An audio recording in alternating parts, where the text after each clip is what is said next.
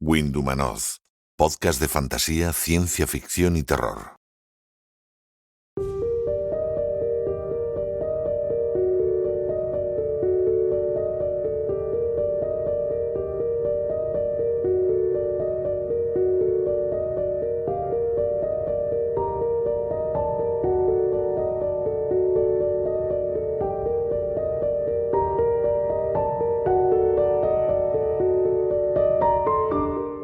Este mes de septiembre, un escritor que muchos de vosotros, me atrevería a decir que la mayoría, conocéis, ha cumplido 74 años. El 21 de septiembre de 1947 nació en Portland, Maine, el conocido como el Rey del Terror, Stephen King. Y ya que ha sido su cumpleaños, en Windhumanoz hemos decidido dedicarle este espacio en el primer programa de nuestra segunda temporada. Además, quienes estéis interesados en este autor, tenéis en nuestra revista un par de artículos muy interesantes, ambos escritos por nuestro compañero Jaume Vicent, dedicados a este autor. En el número 3, un artículo dedicado a las adaptaciones de sus novelas y relatos al cine y la televisión, y en el número 6, uno sobre Tabitha King, su esposa, y la influencia que esta mujer ha tenido tanto en la carrera literaria de Stephen King desde sus inicios, como por supuesto en la vida del de Maine, una influencia que ha sido, como digo, decisiva. Ambos artículos están disponibles en los números 3 y 6 de nuestra revista y podéis haceros con un ejemplar, como sabéis, a través de nuestra página web windhumanoz.com. La obra de Stephen King, además, es tan vasta que muchos lectores pueden perderse, porque hay una amalgama de novelas, algunas de ellas escritas con seudónimos, relatos, guiones, y muchos de ellos, además, con conexiones entre ellos mismos. Así que es un poco... a veces conviene poner un poco de orden en todo ese jaleo. Así que para hablar de la obra de King... Y cómo no también de las innumerables adaptaciones de sus novelas y relatos, tanto al cine como a la televisión, pues contamos con dos invitados que ya están con nosotros.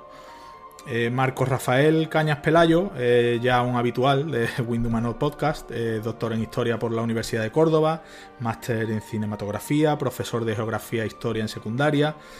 Ha publicado varios artículos en distintas revistas y como digo, pues es un habitual en Windhumanoz Podcast. Ya estuvo con nosotros en la tertulia del primer programa dedicada a Bram Stoker y también en el extra que publicamos el pasado mes de agosto sobre He-Man y los Masters del Universo. Aquí está con nosotros otra vez. Hola Marcos, gracias por estar aquí. Encantado de que estés aquí con nosotros de nuevo. Nada, Ismael, muchísimas gracias. Y ya que tuvimos a Bram Stoker, pues ahora vamos con otro gran maestro del terror como es Stephen King. Así es. Y nuestro segundo invitado, la verdad es que es un lujo contar con él.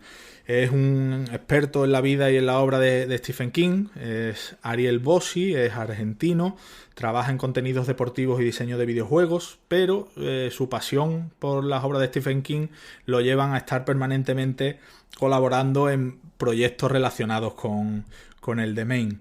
Es uno de los moderadores del portal oficial de Facebook Todo Stephen King, que es un portal que reúne a miles de seguidores del escritor. Es un gran coleccionista de todo lo que tenga que ver con él y además es el autor de un libro que recomiendo desde ya y que además servirá en buena parte para vertebrar esta charla que vamos a tener hoy. El libro es Todo sobre Stephen King, publicado en 2016 y como os digo, será la base de lo que vamos a hablar hoy porque ahí hay muchísimo contenido y de calidad sobre Stephen King. Hola Ariel, encantado de tenerte aquí y muchas gracias por aceptar nuestra invitación. Hola Ismael, hola Marcos. Bueno, muchísimas gracias por invitarme. Un gusto estar acá.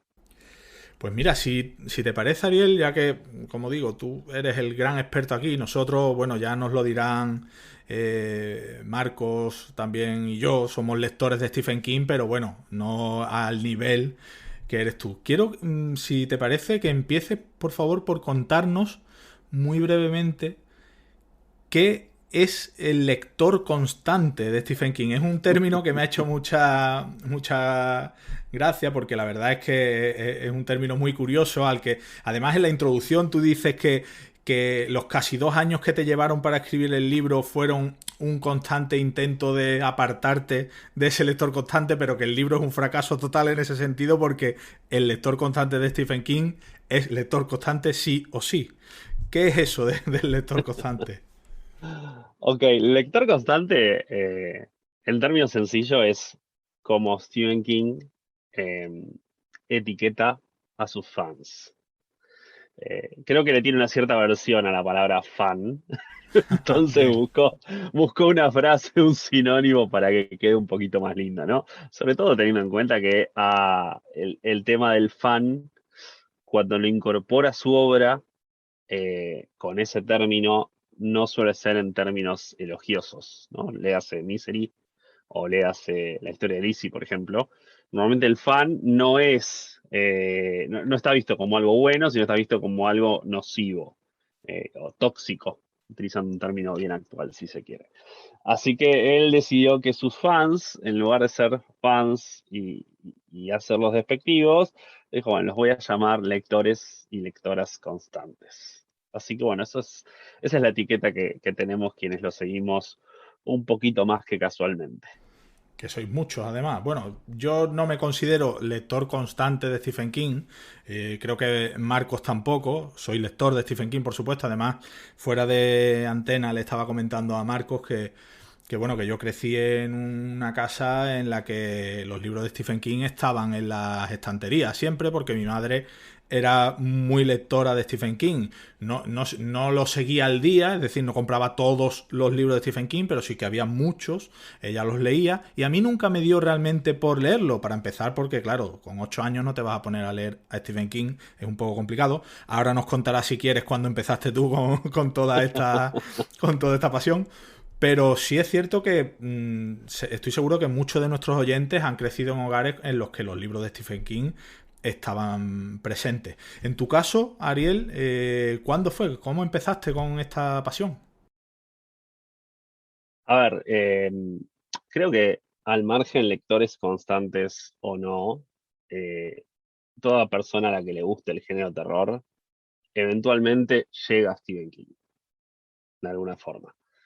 No quiere decir que te vaya a gustar, eso ya es una cosa muy subjetiva y personal, pero a ver, a mí yo desde chico me gustó el terror, ¿no? Y a mí desde chico me lo inculcaron, mi abuelo me contaba los cuentos de Edgar Allan Poe, tenía libros de terror para chicos en casa, eh, apenas mis viejos tuvieron VHS, era ir al videoclub y alquilar, me permitían alquilar lo que quería de terror. Normalmente las reticencias eran pocas, no me limitaban si decía mayores de 18. Quizás, a ver, cuando tenía 7 años, por ahí un poco sí, pues esto fue más o menos cuando yo tuve 6 7 años, ¿no? Quizás de entrada sí, y yo no me lo acuerdo muy bien, pero a ver, tengo claro que he visto películas para mayores de 18 teniendo 7 años. Me acuerdo haber visto House, que si se quiere es la película que más me marcó en términos de género terror, fue House, la vi a los 6 7 años, y de hecho hasta me la vendieron un poco, mi mamá me dijo, no, es divertida. Divertido fue acordarme del monstruo que surge cuando se cae el cartucho durante los siguientes años. Eso no, para ella, para mí no. Pero bueno, la cosa es que esa, La Profecía, películas que yo tuve la oportunidad de ver ya desde muy chico y las disfruté mucho. Entonces con King iba a llegar. Llegué, lo primero que vi, que supe de él fue a través del cine sin saber quién era él, que fue Los Chicos del Maíz, que la alquilaron, no la alquilé yo, la habían alquilado mis padres, también estoy hablando año 87, 88, ponele. Y me acuerdo haber visto solo un rato, porque la puse un sábado a la noche, yo me tenía que ir a dormir, y me acuerdo puntualmente la escena del mecánico que tiene un perro, y el perro desaparece y en un momento, en el motor abierto, aparece algo del perro, que es el collar, solo que como se veía muy mal el VHS, la televisión no es la resolución de hoy, ¿no? No era el 1080. Mi mente proyectó como que eso era una tripa del perro, no era el collar del perro, con lo cual lo volvió mucho más interesante de lo que fue la película Claro, en realidad. sí. Eh, tengo ese recuerdo, ¿no? De los chicos del maíz, tengo el recuerdo de ver los VHS, el arte de tapa, que era una cosa impresionante. Me queda fijo en la mente ver Creepshow, ¿no? La tapa de Creepshow con el esqueleto, El Resplandor, con Jack Nicholson asomándose a través de la puerta rota. Así que bueno, iba a llegar en algún momento. En los 90 vi It, la primera parte cuando la dieron por televisión, que justo la dieron un 28 de... o 28 o 29 habrá sido. Yo creo 28 pues el aniversario de mis viejos que salieron la primera parte un 28 de octubre. Y ahí la pude ver, la primera parte. La segunda no pude, lo cual fue mejor, porque la primera era mucho mejor que la segunda, la primera parte de la miniserie. Y llegué a la literatura a los 13 años con Maleficio. En casa también había solo 3 libros de Stephen King en mi casa. Había bastante de terror, pero de King había solo 3. Estaba La Hora del Vampiro, publicado por Pomaire, que era tocho así y ya me intimidaba. Estaba Christine, una edición de MC, acá publicado en Argentina, y estaba Maleficio, también publicado por MC. Y la cosa que en una cena familiar, mi vieja cuenta que estaba leyendo este Maleficio, ¿no? Cuenta un poco la sinopsis de qué trataba. Y nada, yo siempre había sido muy buen lector, siempre fui muy buen lector. En los últimos años me volví bastante menos lector de lo que era, porque tengo demasiadas distracciones y ocupaciones, ¿no? Pero me gustaría leer mucho más de lo que leo. Y dije, bueno, cuando lo terminás, pásamelo. Y nada, lo terminó y me lo prestó, me lo leí y me gustó, pero no fue una cosa que me volvió loco, ni cerca. De hecho, dije, está bueno, pero ok, no es que salí corriendo a agarrar los otros 2 libros de King. Que no fue Seguí amor a leyendo. primera vista. No, definitivamente no. 2 años después leí Christine. A los Sí. 15, Christine me gustó mucho más. Christine me gustó mucho más que Maleficio. Y a los 16 salió El Pasillo de la Muerte, que salía el tomito cada 3 semanas. Y me acuerdo que mi viejo llegó un día y trajo el tomo 2, porque el 1 no lo había conseguido. Y yo lo empezó a leer mi vieja, me compró la tapa. ¿Viste eso que dice que el libro, uno no tiene que jugar el libro por la tapa? Bueno, uno juzga el libro por la tapa siempre. Sí, diga lo que Es digan, sí. inevitable. Los autores que no conoces, autores y autores que no conoces, la tapa y la sinopsis te generan un juicio previo en cierta forma. Y la cosa que nada, dije, uy, che, lo voy a leer. Y leí esa segunda parte, arranqué por la segunda, no por la primera, porque no tenía la primera. Y ahí sí, me volví loco. A las 3 semanas, cuando mi hijo llegó con la parte 3, era pelearme con mi vieja, quien lo leía antes, y así sucesivamente con la 4, la 5, y entre medio de las 5 y la 6 llegó con la primera. Así que fui a la primera. Igual no me había perdido mucho, había sacado todo por contexto, pero bueno. Y cuando llegó la sexta, al terminarlo dije, necesito leer todo lo que escribió este tipo. Todo, no me importa. Y King tenía escrito un montón, así que fue la gloria. Sí. Ahí empecé a ir a buscar para atrás y empezar a comprar también. El recuerdo que tengo de comprar el primer libro que compré para adelante, o sea, esperando el lanzamiento y comprarlo, fue La chica Maton Gordon, que fue un par de años después. Porque los primeros fui para atrás y me conseguí también, algunos me prestaba un amigo, me prestó un par de los que habían salido en ese momento, Un saco de huesos me lo prestaron, me acuerdo, Corazón en Ratia también, pero bueno, el primero que yo compro es La chica Maton Gordon. Pues la historia, yo creo que, Marcos, yo creo que a ti, por lo que comentábamos también en alguna otra ocasión, la llegada a King, para muchos aficionados, se produjo antes en el cine o en alguna adaptación a la televisión que los propios libros. En tu caso creo que fue así, ¿verdad? Sí, totalmente. Vamos, me identifica mucho con lo que estaba diciendo Ariel, ¿no? El primer contacto en televisión. Y recuerdo que me fascinaba, antes de conocerle, como la cantidad de cosas que había, ¿no? O sea, esto también lo ha escrito Stephen King. Sobre todo las cosas que te parecían que estaban un poquito alejadas, ¿no? El de Cadena Perpetua, el mismo del de It. Eso te llama muchísimo la atención y él lo ha reflejado muy bien Ariel cuando después tengo que leerlo, ¿no? Tengo que buscar cosas de este tipo y por qué está haciendo todo esto.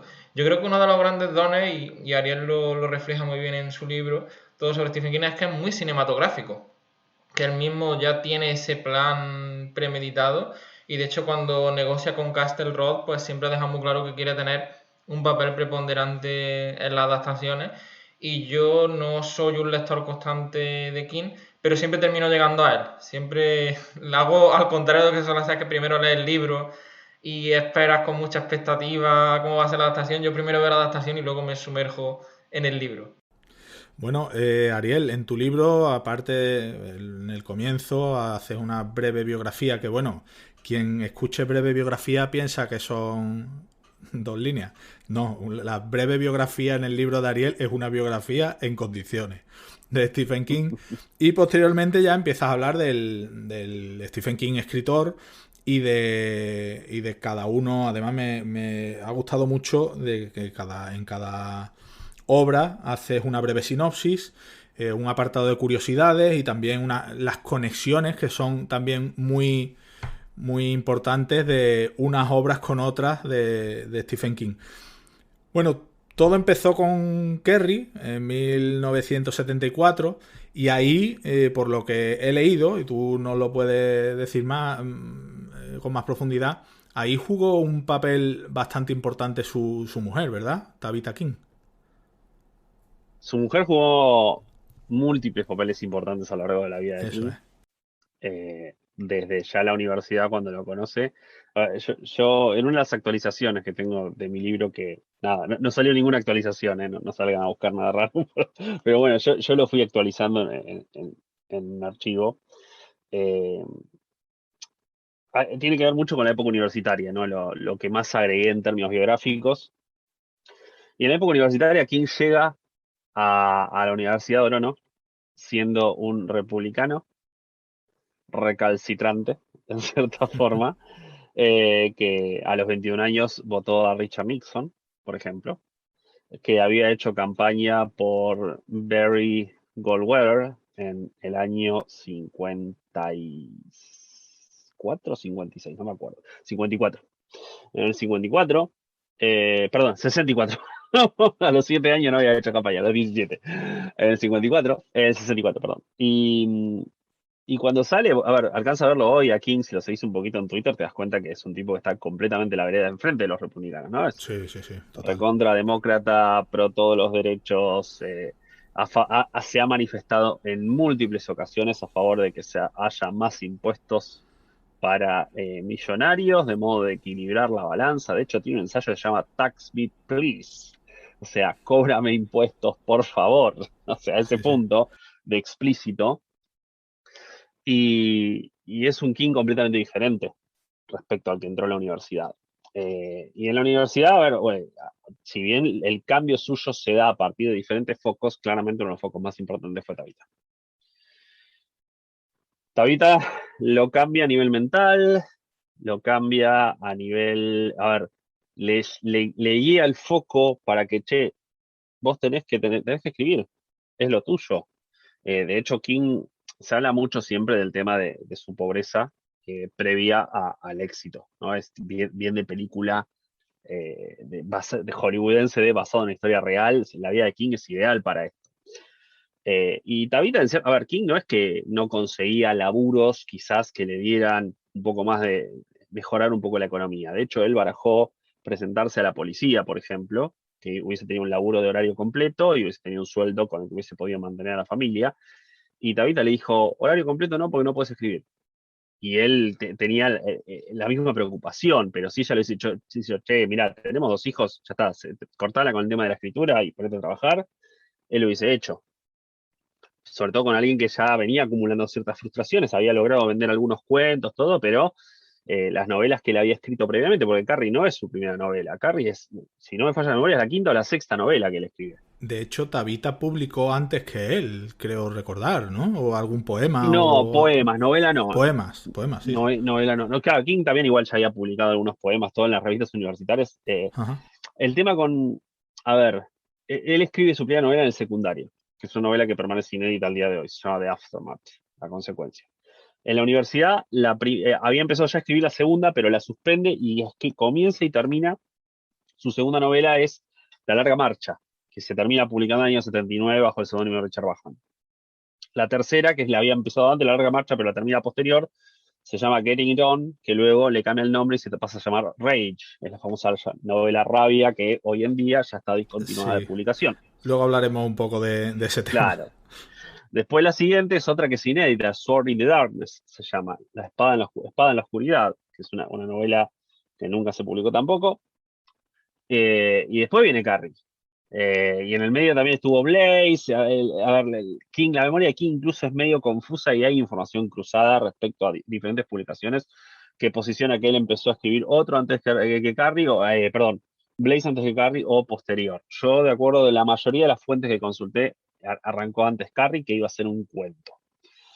Nada, él cuando imagina el cuento, lo sienta en dos bases. Una es el bullying, con la imagen de dos compañeras suyas que había tenido en el colegio, que habían sufrido, una había sufrido mucho bullying por la forma en que se vestía, y la otra había sufrido, la otra no había sufrido bullying, pero él había ido a la casa a ayudar con una mudanza y la madre tenía un Cristo gigante en la entrada. Y él le quedó esa imagen, este Cristo se cae y mata a alguien, era así. Entonces él posiciona esas dos personas en una, y lo une a un artículo que había leído en la revista Life sobre fenómenos de telequinesis. Ajá. Entonces dice, ¿qué tal si una persona que está sufriendo bullying y demás resulta que tiene telequinesis y se venga a partir de ahí? Y lo imagina como un cuento, pero lo imagina como un cuento extenso. No estamos hablando de un cuento de 3, 4 páginas, un cuento de muchas páginas, más de 20, en cuyo caso las revistas que le venían comprando los cuentos hasta ese momento, corría riesgo de no se lo comprasen, porque se iban más allá de lo que podían llegar a publicar, ¿no? Estamos hablando de cuentos cortos, le cae Sí, con sí, una claro. revista con un cuento de 20 y pico de páginas, dice, listo, sonamos. ¿Quién empieza a escribir el cuento escribe un par de páginas, proyecta esto, este cuento va a terminar teniendo 25 páginas, esto lo otro, no va, esto lo otro, hizo un bollo y lo tira a la basura. Y Tabitha lo que rescata son esas hojas que iban a ser un cuento, que King de hecho había vaciado el cenicero arriba, está con el cigarrillo, todo bueno. Lo limpió, lo leyó y dice, pero esto tiene futuro, que arrancaba con esa primera escena del coso, ¿no? Del vestuario, que King hacía un par de años había entrado por primera vez en un vestuario femenino cuando trabajó como conserje del Brunswick College. Brunswick era el nombre, no me acuerdo. Sí, era donde fue el hermano. Donde fue el hermano, él fue conserje durante un tiempo. Lo cual es muy curioso porque después, 40 años después, se escribe 22-11-63, donde tenés un personaje conserje. Digo, los empleos que tuvo King a lo largo de su vida, hay un montón desperdigados en los libros. Y bueno, Carrie, Tabitha rescata, Tabitha en realidad, rescata la historia y dice, tiene futuro, y King dice, sí, pero bueno, yo no tengo idea, nada, cómo son las mujeres en la adolescencia y nada, ni un vestuario femenino, si el dispenser de tampones hay que poner una moneda o no, a lo cual Tabitha dijo, bueno, yo eso te lo explico, porque tranquilo, vos escribir la historia. Y ahí es donde él arranca a Carrie, y Carrie termina yendo bastante más allá de un cuento, y King le ve potencial, decide complementarlo con ensayos falsos, con un poco de intercambio epistolar y ese tipo de cosas para darle la longitud final de una novela. Es curioso que alrededor de Stephen King hay mucha leyenda urbana. Hay muchas informaciones que, bueno, pueden ser verdad, pueden ser que no. Y es cierto que a Stephen King le han pasado muchas cosas en su vida, eso es verdad. Pero hay mucha fake news, es verdad. Hay mucha fake news. Efectivamente, por ejemplo, yo de este tema de cómo rescató su mujer a Carrie de la papelera, he leído incluso que rescató el manuscrito completo de la novela. Es decir, como si Stephen King hubiera terminado la novela y al final se hubiera arrepentido y le hubiera tirado el mamotreto entero a la basura, ¿sabes? O sea que es verdad que hay mucho... Le pregunto a los dos, a Marcos y a vos, Ismael. Digo, ustedes escriben una novela, ¿no? Por más que disconformes que terminen estando con ella. Primero que estamos en otra época donde hoy escribimos en el Word y en todo caso borramos el archivo, pero ¿vos te imaginás tirándote el manuscrito entero? ¿Que escribiste? Es evidente que no. Lo que ocurre es que, claro, eso hay más hoy en día con internet, que las fake news ruedan que no, de hecho, por supuesto. Pero claro, es Yo evidente. vi un video hace un par de años, ¿no? Que lo habían puesto con una música muy de esa música optimista, ¿no? de videíto de YouTube, ¿no? Y decía cómo había sido lo de Carrie, y que Stephen King estaba triste, y decía, y vino Tabitha y le apoyó la mano en el hombro, dijo, no, pero esto está todo una cosa de cuento de Disney, y justamente Tabitha es todo lo contrario a eso. Tabitha es una mina recontra sarcástica, pero King lo ha dicho 1000 veces, que bajo ningún concepto iba a decir, no, pero tú puedes, y era más cercano, y perdón mi francés, que te diga, dale pelotudo, esto tiene tu futuro, ponete a Claro. hacerlo, que le diga, él, ay, caricia, mi amor, Era más imperativo que cariñoso. claro, no, o sea, la fake news, estamos en una época donde se busca más el click a veces que el tema de la información real. Eso es una realidad. Y King se presta para ello. A ver, King tiene contradicciones también, mismo cuando él cuenta las cosas. Yo una de las que menciono, mientras escribo, tanto en Mientras escribo como en Danza Macabra, dos de sus libros de no ficción, dos librazos, por cierto. Si no los leyeron, siempre digo, lean esos dos libros porque son obligatorios. Él dice que el día que él siente que perdió su infancia, donde se terminó su infancia, es el día que los rusos pusieron en órbita a Sputnik, ¿no? El satélite. Y en los dos cuenta la crónica, él estaba en el cine, ¿no? Estaban viendo una película y de golpe se prenden las luces, se interrumpe la película, viene el acomodador y dice, chicos, tengo algo para contarles. Los rusos pusieron espacio, un satélite, y uno dice, callate, mentiroso, poné la película, y una nena que llora y da angustia y todo. Una película bárbara, está buenísimo, la verdad, eso decís, che, mirá lo que esto está buenísimo. Y en realidad después yo fui un poco más atrás, y en los diarios universitarios, ¿no? Él escribió una columna cuando estuvo en la universidad, en el periódico universitario que se llama The Main Campus, y en una de las columnas, él cuenta diciendo cuándo se enteró del tema de los rusos y estaba en la peluquería. Claro. Entonces digo, hay dos versiones del mismo King, ¿no? No es que estoy diciendo, che, la memoria primero, a ver, juega, no le vamos a pedir peras también al Olmo, o sea, no le vamos a pretender que King con 74 años que cumple el 21 de septiembre se ponga che, ay, no, cierto que era así, me acuerdo de todo de lo que pasaron hace 50, 60 años atrás, más de 60 años atrás, estamos hablando, no podemos pretender eso. Pero no, lo que voy es, King no deja de ser un novelista. Con lo cual, cuando te cuenta las cosas, no te digo que llegue al punto del gran pez. Pero que hay un poquitito de maquillaje seguro. Claro, evidente. Luego, hay otro tema que a mí me ha llamado también mucho la atención. De hecho, algunas de esas novelas las he leído.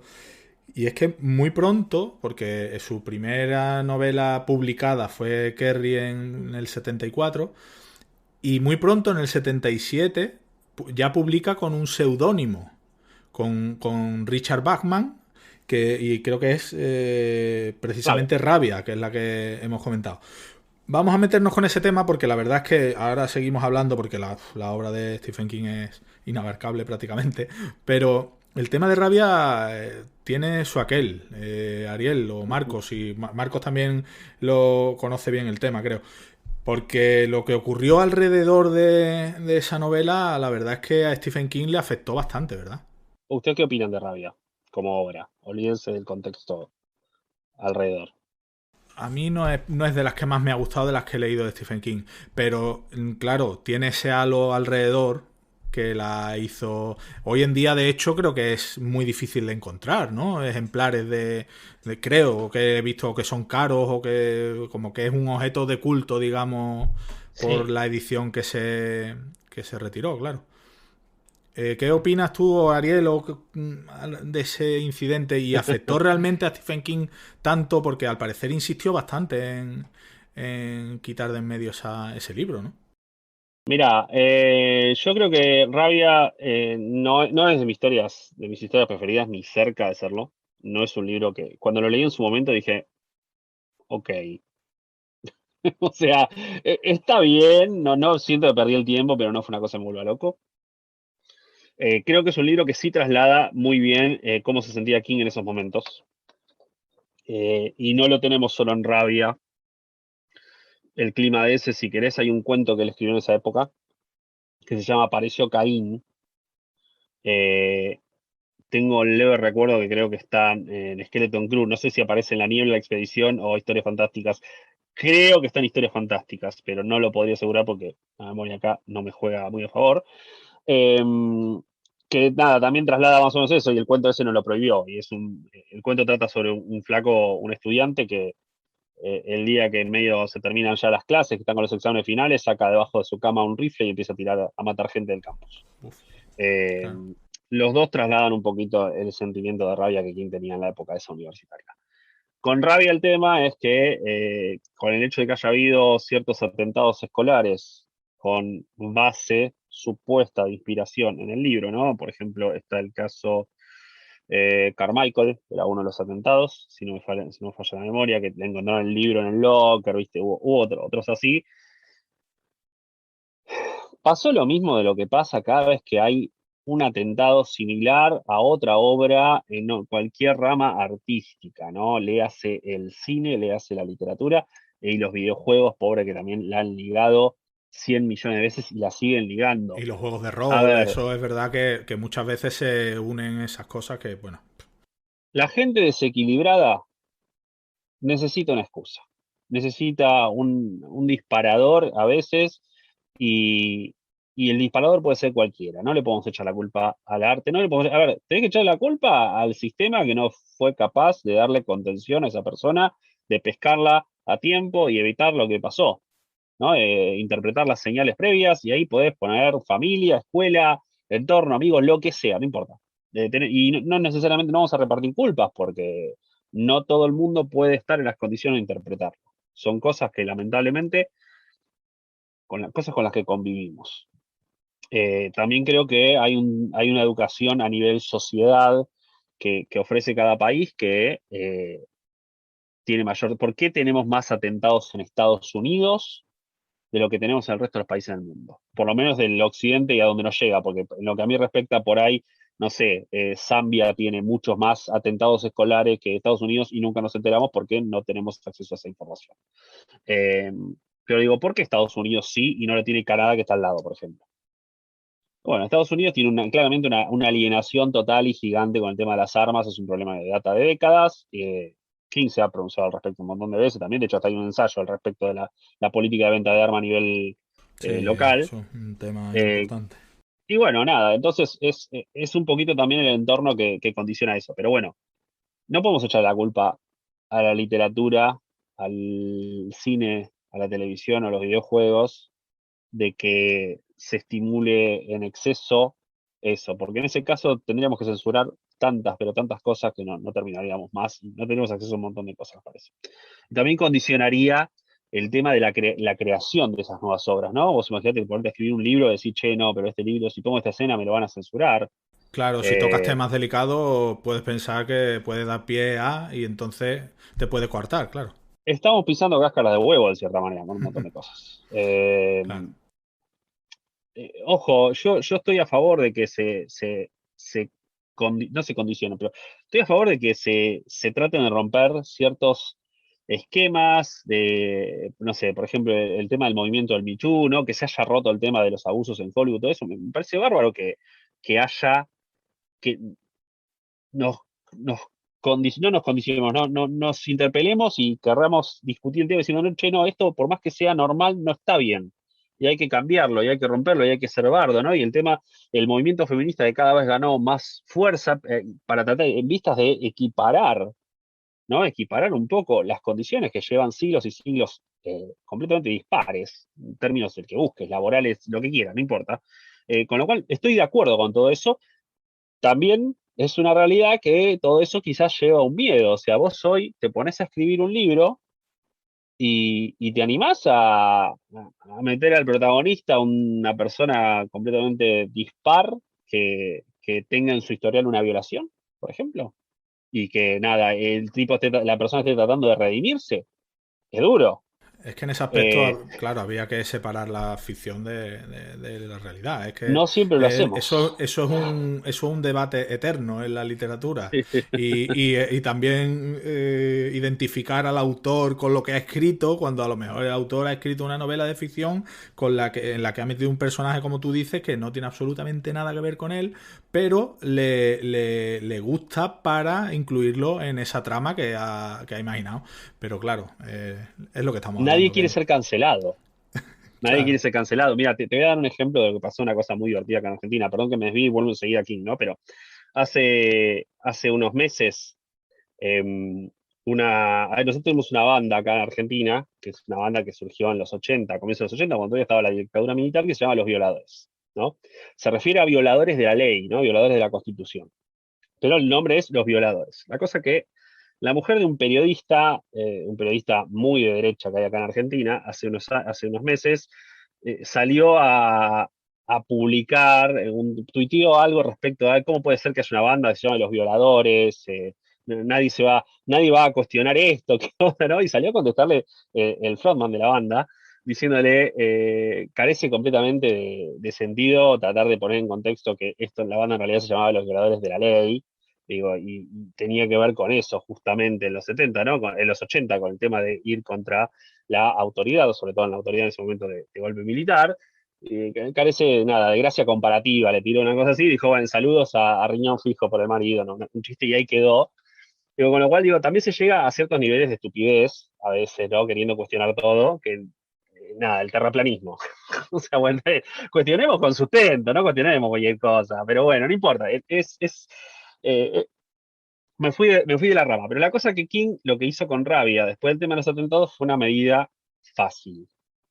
Y yo lo entiendo, no la comparto ni un poco, pero es una medida fácil, porque si llega a caer otro atentado de alguien que se inspiró con rabia, le van a caer a él.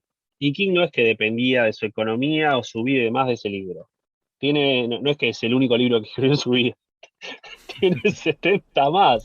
Con lo cual se puede dar el lujo de decir, ¿saben qué? Saquen rabia de la venta, no se reimprima y listo. La realidad es que a día de hoy, si vos querés leer rabia, lo podés leer. El libro se consigue, está un poco más caro, sí, por supuesto, pero se consigue. Se consigue, bien. Se consigue hasta digital pirata. Tenés 7 millones de versiones para conseguir Sí, rabia si bueno, querés claro. leerlo. Nadie se va a quedar sin leer rabia si lo quiere leer.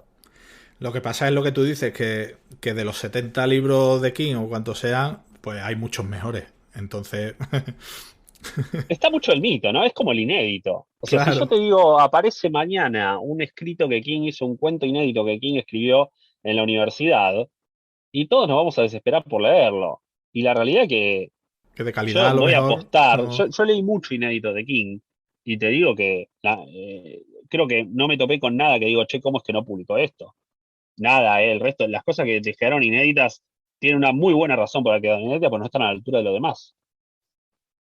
Claro, claro. Pues eso es una de lo que suele pasar, pero también en este momento en el que estamos viviendo aparecen novelas o relatos inéditos de autores conocidos y que la gente se tira por ellos como locos, cuando a lo mejor de calidad literaria no sobresale, pero bueno, también es lo que tú estás diciendo, el tema del mito. Marcos, Marcos, justo te digo así, no, sí, sí. cuando te presentó el tema del sitio, digo, no sé, aparece, no sé cuál es tu director o directora preferida, pero suponemos, vamos a decir Hitchcock, ¿no? Por decir un ejemplo ahí. Te aparece mañana una inédita de Hitchcock. ¿No te desesperás por verla?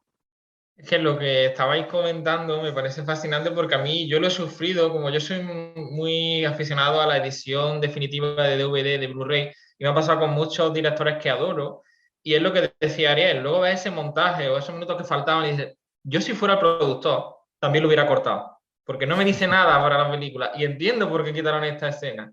Y muchísimo, bueno, me ha ocurrido con muchísimas películas y es esa sensación que habéis dicho, ¿no? Pero claro, el sentimiento humano es abalanzarnos sobre cualquier relato de Stephen King, o si a mí ahora me dice alguien que hay un cuento perdido de García Márquez inacabado, yo pagaría lo que fuera, pero seguro que si lo rascó en su escritorio y estaba ahí es por algo, ¿no? Eso pasa muchísimo con los grandes escritores, ¿no? También pasó, lo sabrá Ariel, con Borges, ¿no? Cuando María Kodama ha sacado muchos trabajos que él no había publicado y algunos críticos dicen, claro, es que no quería publicarlo Por algo. porque no le gustaba, Mira, no lo había querido culminar. lanzamos, la semana pasada salió un libro que escribí con un amigo que escribió un libro como el mío, pero sobre Harry Potter, ¿no? Dice la historia secreta del mundo mágico. Mi amigo se llama Patricio Tarantino y publicamos un libro que se llama Edición Limitada, ¿no? Y son historias raras y fascinantes. Son historias sobre libros raros y fascinantes. Y justamente hay una historia, hay mucho material inédito, curiosidades de nada. A lo largo de la historia de la literatura tenés un montón de libros que tienen una historia interesante atrás. Y hay uno respecto a Borges, respecto a un libro que él no quiso reeditar, que son los Cuadernos San Martín. Porque su línea de pensamiento político en el momento en que los escribió no se condecía con la línea que siguió en años subsiguientes. Pasa, muchos escritores no quieren reeditar sus primeras obras porque encuentran que no están a la altura. Por supuesto, hay una constante madurez en cuanto a la escritura. Robert McCammon es un autor muy similar a King, es un autor que yo recomiendo siempre muchísimo. Lamentablemente no salió todo en castellano de él, pero sus primeras 3 novelas autorizó recién que se reeditaran muchísimos años después, porque de entrada él no quería saber nada. Dice, no, si, dice, son novelas que tienen inmadurez. No llegan a ser amateurs, pero tienen cierta inmadurez. Y yo agradezco que no los haya autorizado a que se reediten, porque la verdad que yo las disfruté. Pero bueno, es un hecho que la persona que va ejerciendo cada vez más su arte lo va a ir perfeccionando, lo va a ir mejorando, va obteniendo mejores trucos. La experiencia lo lleva a ser cada vez más efectivo. Los libros de Stephen King no necesariamente las historias sean tan increíbles como fueron los 80, por ejemplo, porque ya las escribió en los 80, pero a nivel de escritura te garantizo que cualquier libro de Stephen King de hoy le pasa, como decimos acá en Argentina, le pasa el trapo a cualquier escrito en los 80. Están muchísimo más mejor escritos ahora. Por más que uno diga, no, a mí me gustó más It, sí, a nivel historia está buenísimo. Ahora, a nivel de cómo está escrito, es mucho más, está muchísimo mejor escrito, no sé, Fin de Guardia, uno de los, si querés, libros no tan buenos de los últimos años, pero a nivel de escritura es mucho más superior. Y eso se nota mucho sobre todo en los cuentos. Los cuentos de King son 1000 millones de veces más efectivos hoy en día de lo que eran en los 80. Mira, hablábamos antes, bueno, exactamente, Ariel, ¿cuántas novelas tiene Stephen King a día de hoy publicadas? Más o menos. No tengo el número exacto, diría que Aproximada. son 62, 63 novelas, habrá más 62 o menos, sí, más y o menos. algunas que vienen en camino. Para no, porque es imposible hacer un repaso de todas, lógicamente, porque estaríamos aquí hasta mañana. Decidme, bueno, Marcos ha leído algunos libros de Stephen King, a lo mejor no muchos, pero sí que los ha leído, y Ariel, doy por supuesto que tú sí. Yo no lo conozco a Entonces, Stephen King. dime, Marcos, por favor, ¿cuáles son de los que has leído tus favoritos? O al menos los que más te han llamado la atención, ya sea por la historia o por cómo están escritos o por, no sé. A título personal, siempre me ha Sí. fascinado Carrie por Ajá. lo que tiene, y eso siempre quien lo ha dicho, que es todo lo que nos atemorizaba en el instituto. Y recuerdo que leí hace poco un artículo de Kelly Bayard muy interesante y tenía que ver con lo que comentaba ya antes sobre el tema de rabia. En nadie que lea Carrie va a tener ganas de hacerle bullying a sus compañeros, pero si rasca en esa idea, te está dando muchas de las claves de por qué eso ocurre, porque va mucho más allá. O sea, esa adolescente sufre por una madre represora, religiosa fanática, unos compañeros que en muchos casos, y me encantaba, ella recordaba, y Stephen King está de acuerdo, que el personaje de John Travolta, la película de Carrie, si recordáis, la de Brian De Palma, sería uno de los que nos caerían bien en American Pie, por ejemplo, en tantas comedias adolescentes estúpidas. Porque no es un mal tipo, es un simple que quiere complacer a su pareja, que es muy atractiva, y le dice, fastidia a esta chica. Y lo hace, pero no es malo per se, es malo el individuo en global. Y yo creo que Carrie capta para mí toda esa esencia y todos los miedos que teníamos en el instituto. Y luego mi otra gran favorita, y me ha hecho mucha ilusión que Ariel, que es un lector constante, lo haya dicho, yo en IT tengo algo muy raro, que es que la primera parte me fascina absolutamente, y luego no es que me disgusten, pero tanto en las películas como para mí el libro se desinfla un poco, relativamente, diciendo un libro que me gusta mucho, lo que es el principio a mí me resulta cautivador y luego no llego a meterme tanto. Y el último que voy a decir es el de mientras escribo, lo que es porque Sí. yo creo que hay un escritor maduro, sólido, inteligente que te lleva por donde quiere y me encanta. Perfecto. Ariel, yo sé que será complicado a lo mejor para ti elegir algunas en concreto, pero bueno, cuéntanos cuáles son los 3 que... preferidas. Venga, o 3 o 5, las que O quieras, 5. pero Sí, las siempre que quieras. coincido con vos que es difícil porque justamente entre tantas obras hay un acto de injusticia. Elegir una sobre otra también influye en el momento donde uno lee las cosas, ¿no? Donde uno Exacto, sí, sí, totalmente. no es lo mismo. Para mí hay un caso muy claro. Yo cuando leí Cementerio de Animales tenía 20 años, ¿no? Y me encantó, me pareció un libro increíble. No lo volví a releer. Volví a ver la película porque nos habían invitado a un evento a mí y un amigo mío acá en Argentina hace 4 años atrás, justamente para Halloween, que daban Cementerio de Animales, la versión de Mary Lambert de 1989, que ya la vi como 100 veces. Yo no tenía el registro de cuántas. A ver, me la acuerdo casi toda entera, ¿no? La puedo contar y no me digo todas las escenas, pero casi todas. Y cuando pasa la escena del camión, que es una escena que está construida de una forma, para mí, magistral, me le acerco a mi amigo y le digo, no me acordaba que esta escena era tan terrible. O sea, y la había visto 100 millones de veces. Es más, me lo decía, y yo decía, viene el camionero, arranca que pone Gene a punk rocker, y en un momento el otro que a último momento parece que llega, y no llega, y pasa el camión, y vuela el zapatito y todo. Y Sí. claro, ¿qué cambió? Pasaron 17 años en el medio y yo pasé a tener Cambiaste 2 tú. hijas. Claro, hoy en día mis miedos de los 20 años no son los miedos que tengo hoy en día. Justamente el miedo más terrible de uno que sea padre o madre es que le pase algo a los hijos, ¿no? Entonces, yo creo que si hoy leo Cementerio de Animales, que tengo muchísimas ganas de releerlo y lo voy a releer, eh, me va a pegar completamente de una forma completamente diferente. Ahora, dicho esto, considerando que los momentos en donde leí las cosas, o algunos que los releí, el primer puesto siempre se mantuvo desde el año 2004 en adelante, es It. Es mi libro preferido. No lo era hasta que cuando yo empecé a leer La Torre Oscura y me quedé al cuarto, porque no había sacado quinto todavía los siguientes, cuando yo leí La Torre Oscura 1, 2, 3 y 4 la apoyé al primer puesto, arriba de It. Pero después con el quinto, el sexto y el séptimo bajó un poco y bueno, quedó en el segundo puesto que da la saga La Torre Oscura, que me sigue pareciendo una cosa increíble, pero bueno, creo que los últimos volúmenes no están a la altura de la historia anterior. Hay un tema igual ahí que es una cosa muy clara lo que acabas de decir vos, Marco, respecto a IT. ¿Por qué nos gusta el comienzo? ¿Por qué nos gusta la primera mitad y no nos gusta lo siguiente? Nos pasa con cuántas cosas. ¿Cuántas historias o películas las arrancás a ver y la primera parte te parece increíble y cuando llega al final decís, "Ah, Sí. acá baja un poco"? Porque el misterio nos encanta. Ahora cuando ya nos mostraron las cartas, se pierde el gusto. Y mantenerlo es muy Es difícil. complicado, claro. Creo que los contás con una mano las cosas que se mantienen en un nivel igual de entusiasmo y locura mental cuando estás viendo algo y te mostraron las cartas y decís, wow, sigue siendo esto increíble. Son pocas. Cuando ya te mostraron todas las cartas, cuando ya te mostraron al monstruo, la sorpresa se pierde y no podés no podés sostener la obra a partir de la sorpresa ya porque ya no la tenés. Tenés que variarla por otro lado y quizás ese otro lado no es igual de interesante.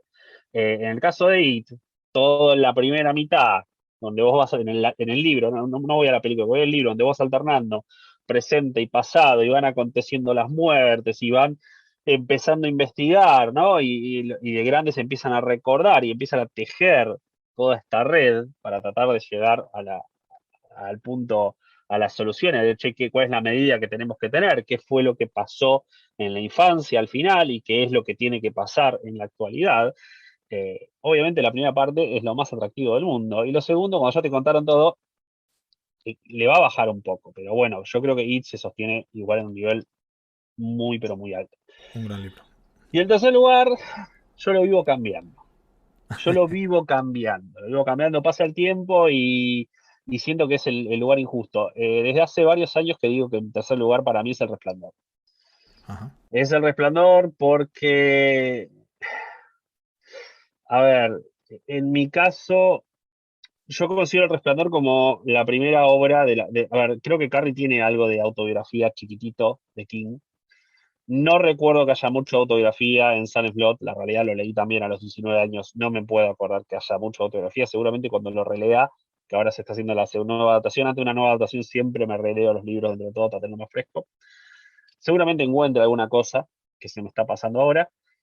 El Resplandor tiene mucho autobiográfico. Sí, sí, sí, El sí. Resplandor olvidémonos un momento del tema del hotel, el hotel actuando como una batería de potenciar los miedos y demás. Nos muestra los miedos de Stephen King. Los miedos de Stephen King sintiendo como que se le estaban agotando las posibilidades de ser escritor, que nada, que en cierta manera sus frustraciones y sus miedos también podían afectar a su familia.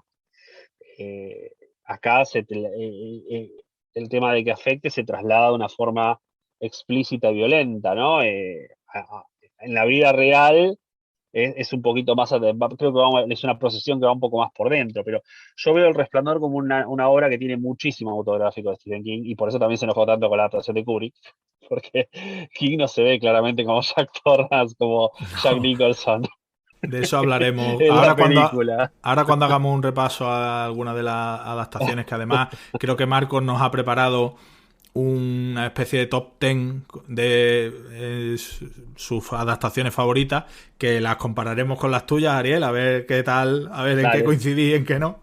Pero sí es cierto que el tema del Sí. Resplandor con Kubrick sí que chocaron bastante, porque vamos, yo leí la novela después de haber visto la película, y sí es cierto que hay unas diferencias bastante evidentes, vamos, y entendí, al leer el libro, entendí ese enfado de Stephen King. Sí, hay un par de capas, ahora lo charlamos en un ratito sobre eso, hay un par de capas a tener en cuenta con eso, pero bueno, el tercer puesto lo dejo para El Resplandor. En otros momentos ha estado 22 en 63, una de sus novelas más nuevas, que ya tiene 10 años igual, pero bueno, vamos a decir que es nueva. Sí. Ha estado La Zona Muerta, ha estado Misery, ha estado El Pasillo de la Muerte, o La Milla Verde, o Milagros Esperados, de acuerdo al título que quieran ponerle. Sí.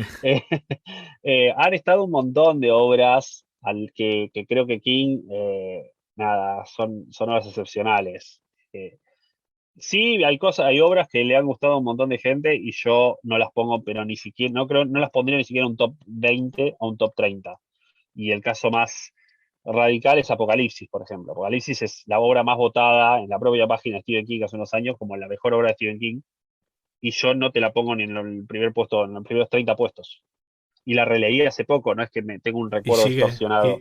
y te reafirmas, ¿verdad? Claro, no, la releí y cambió mi opinión respecto a uno de los personajes. Yo cuando la leí la primera vez, creo el personaje de Franny Goldsmith, ¿no? Que es la chica que está embarazada, me pareció odioso e insoportable. Y en la relectura, al contrario, claro, me pasó de tener que, nada, vivir lo que es un embarazo y los miedos y todo eso. Me pareció un personaje muy bien creado. Y por otro lado, hay personajes que me parecieron, me siguen pareciendo de cartón y repugnante, y creo que no aportan nada, comenzando por los dos antagonistas. No me gustan ni un poco en Apocalipsis ni Randall Flagg ni Abigail Fremont. Son dos personajes que me resultan extremadamente aburridos, que fuerzan situaciones. Es un libro que siento que está forzado en muchos aspectos, Apocalipsis. Y por eso no soy a años luz de ser fanático de eso. Ni que hablar que encima lo siento excesivamente norteamericano y me aburre. Me aburre sobremanera porque digo, a ver, a nivel cultural está todo bien, pero digo, no me pintes. A ver, King es norteamericano, ¿no? Por supuesto, y sus novelas trasladan mucho lo norteamericano, pero históricamente fue, dentro de todo, bastante neutral, aunque parezca mentira. Sobre todo, a ver, nosotros porque somos occidentales, no sé cómo lo interpretará una sociedad oriental, ¿no? Respecto a King, no. Me encantaría charlar con gente que se haya creado en una sociedad oriental y haya leído a King en ese momento, a ver cómo es su visión de las cosas. Nosotros que creo que tenemos muchos puntos en común con la sociedad norteamericana, entonces es mucho más fácil sentirlo cercano al autor y a sus historias. En el caso de Apocalipsis, lo que me pasó es que, nada, me parece que está demasiado en exceso el norteamericanismo, incluso hasta los lugares. O sea, nada, me pones Las Vegas y me pones los campos ahí donde está Abigail, que no me acuerdo ni qué estado era, y digo, basta, en serio. Yo la verdad es que el primer libro que leí de Stephen King no fue una novela, fue precisamente Mientras escribo. Recuerdo que en esa época me dio por escribir relatos, por intentar escribir tal y cual, y claro, no recuerdo quién me lo recomendó y empecé a leerlo. Entonces me fascinó el tema de la caja de herramientas, esos consejos que da, pero aparte es un libro autobiográfico, porque creo recordar cuando, Ariel o Marcos, cuando el accidente este famoso tan grave que tuvo Stephen King, creo que fue poco antes de escribir Mientras escribo, ¿no? Cuando 19 de tuvo el junio del accidente 99. cuando tuvo el accidente con la camioneta. Y el libro este es de 2000, creo recordar.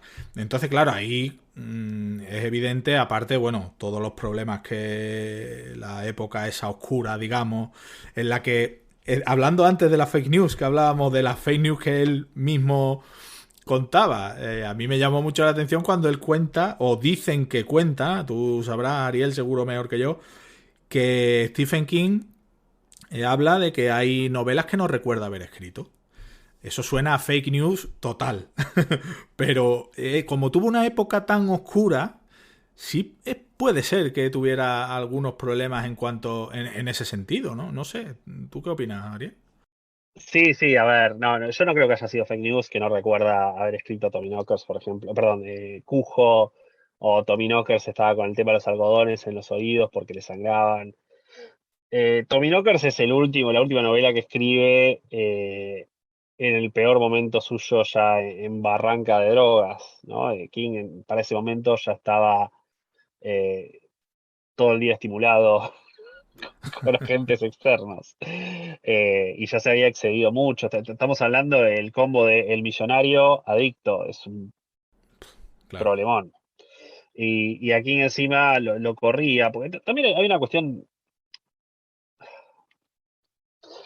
a ver, no sé cómo es culturalmente en todos lados, no quiero pecar de creerlo de una forma, pero normalmente se menciona que la sociedad norteamericana tiene un tema muy grande con el tema de la cocaína, ¿no? Al mar creo que todas las sociedades tienen un tema con la cocaína, pero el norteamericano medio es como que cualquier cosa, medida de presión que tiene, listo, la tiene que consume para contrarrestarla. Entonces, en los 80 lo encuentran a King en un momento de explosión total, lo que había buscado tanto durante tantos años, ¿no? Finalmente poder llegar a ese éxito de volverse el escritor profesional y exitoso que se vuelve. Y hay un miedo que él tiene, que él mismo lo reconoce, de que él dice, él había venido de una situación económica baja, no fue indigente, tenía su casa y tenía su plato de comida, pero nada, no le sobraba nada. Televisión tuvo a los 8 años, ¿no? Por ejemplo, no es que una familia que era que sobraba la plata. Entonces, King tenía miedo de volver a tener un problema económico, ¿no? De que un día se iba a despertar y decir, ¿sabes qué? Todo esto que ganaste se terminó y ahora vas a volver a vivir en el trailer. Una cosa Claro. así. Sí, Ese sí. miedo lo tenía. Y entonces, por eso también en los 80 lo encuentra en plena explosión, no deteniéndose un minuto. O sea, tenés que tener en cuenta en los 80 King, la producción de libros que tuvo es casi inigualable. Ninguna otra época sacó la cantidad de lo que sacó en esa década. En términos de, a ver, salían las películas donde él participaba en muchas, porque después ya se desligó del tema de películas. En las últimas décadas está re desligado, va y te hace un cameo y después te dice adiós Nicanor y se va a la suya. O sea, decide un par de cosas de su casa, pero no es una persona que está bien metida. Estuvo bien metido con las que le interesa mucho, por ejemplo, la historia de Lizzie, ¿no? Cuando la hizo Apple, ese es un libro muy personal, le tiene un cariño muy particular, entonces con eso estuvo muy metida, pero después el resto dice, hagan lo que se les cante, yo estoy en la mía. En todo caso, mándeme el guión, que lo leo, apruebo o no apruebo, dígame qué directores quieren poner, actores, y yo decido si me gustan o no, y listo, pero no están, en los 90, en los 80, estaba muy metido todavía, al punto que dirigió una, ¿no? Entonces, King está con una producción en el simultáneo, para tener una noción, ¿no? Él está escribiendo It, y en una parte del día frena de escribir It, y está escribiendo El Talibán con Peter Straub. O sea, estoy hablando de dos novelas que son explosivas, y después al mismo tiempo frena con eso diciendo, ay, mi hija no lee mis libros porque son de terror, y va y le escribe Los Ojos de Dragón. O sea, es una locura. Y en Claro. el medio nada, se le ocurre la idea para Misery, entonces su mente ya está trabajando para decir, che, voy a escribir Misery en un tiempo. Eh, ¿Quién estaba en los 80 que no paraba un minuto? Y eso lo contrarrestaba de alguna forma. Él decía, la cocaína le daba, dice, yo sentía que estaba recontra energizado, le daba un boost. Él no ha hablado, lo que más, seguramente la droga que más consumió también es la que él habló más, dice, es la droga más estúpida. Dice, yo lo que más consumí fue la Universidad de Marihuana, dice, y la consideraba la droga de dope for dopes, que sería la droga de los boludos, si se quiere, porque dice, era todo, tardaba mucho en hacerte efecto y el efecto era medio falso, no era un efecto creativo. Diciendo, en cambio, nada, la cocaína da un empuje de aquellos. Mescalina, hongos y LSD, dice, eran recontra, dice, se me daba un viaje a eso y sentía que volvía renovado. y acá te parece que estoy haciendo una apología a todas las drogas diferentes, ¿no? No, Yo estoy pero trasladando lo que dice King, nada lo más. pasó por ahí, claro. Pero a lo que voy es, era algo que no se iba a sostener. O sea, era un tipo, aparte, tenés una industria alrededor que tiene la gallina y los huevos de oro, ¿no? Y como la fábula no llegó a cortarle el cuello y abrirle la tripa para ver si estaban todos los huevos de oro adentro, pero la apuraba, ¿no? Y la tenía, si le apretaban un poco la panza a ver si sacaba más huevos más rápido. Entonces tenés una industria que dice, che, tenemos un bestseller que te tira la primera edición de Ibsen, 1 millón de ejemplares, y se agota, y a la semana tenés que sacar la segunda, la tercera, la cuarta, la quinta. Estamos, ¿qué más querés que, che, un tipo que te saca 2 o 3 libros por año? Y acompañado por 2 o 3 películas por año, o 2 películas por año, lo Una que fuese. barbaridad, claro. Más eventos de firmas, más presentaciones, más todo lo que sea, es una locura. Hollywood dice, tenemos al nuevo Golden Boy. Hollywood y la industria editorial norteamericana. Y King, nada, que dice, le entraban los millones y millones. Vos pensás que ya en los 70 firma un contrato por reediciones de 2 libros de bolsillo por 10 millones de dólares, 5 millones de cada Es una uno. barbaridad. Y Es que, decís, ya claro, está, es listo. Un pibe que se había puesto contento que le había mandado un cheque de 35 dólares por un cuento. Estamos hablando. impresionante. Marco, si os parece, podemos ir entrando en las adaptaciones, porque a la vez que hablemos de las adaptaciones, pues citaremos lógicamente el libro en el que están basadas. Así que, Marco, si te parece, ese ranking que tienes por ahí, lo podemos comenzar. Yo quería comentaros que más que un ranking Sí. he pensado en hacer como un surtido, ¿no? Como si estuviéramos en una Ah, cafetería de una cosita perfecto. variada. No necesariamente están las mejores, creo que algunas de ellas sí, pero otras son curiosidades o divertidas o Perfecto. extravagantes. Bueno, en mi top one no revelo nada cuando elijo Carrie y aquí quiero partir una lanza pro Brian De Palma porque luego me habla un poco de la discrepancia que tuvo con Kubrick y sin embargo King siempre ha reconocido una cosa muy importante que es que Brian De Palma supo captar su película y además enriquecerla porque si recordáis la novela de Carrie la conclusión es que todo el instituto se burla de ella y ella explota como si tuviéramos a una Feni oscura pero en un mundo real, lo que pasaría seguramente sería eso, antes de que viniera el profesor Charles Xavier a enseñarle a controlar sus poderes, ocurriría un desperfecto de ese tipo, pero en la película de Brian De Palma vemos que algunos de los profesores, algunos de los compañeros se sienten compasión por ella, y ahí hay dos planos, que es lo que Carrie está viendo y lo que está ocurriendo. O sea, es todavía más terrorífico que ya en la obra literaria muy terrorífica, aquí encima sabes que todos mueren y que algunos son inocentes. O sea, a mí me parece una película que es una muy buena adaptación que además pues se permite entender la obra y aportar algo nuevo, pero que no la contradice. O sea, yo creo que es todavía, mejora todavía más el relato de Carrie.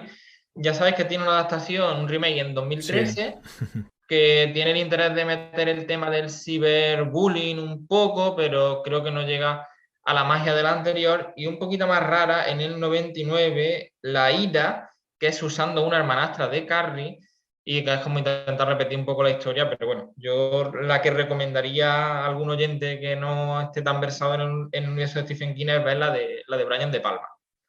Tenés otra en el 2002 para televisión. Esa no la he Eh, visto, ¿qué tal está? a mí me gustó, te voy a ser sincero. Está hecha para ver televisión, con lo cual los recursos no son lo mismo del cine.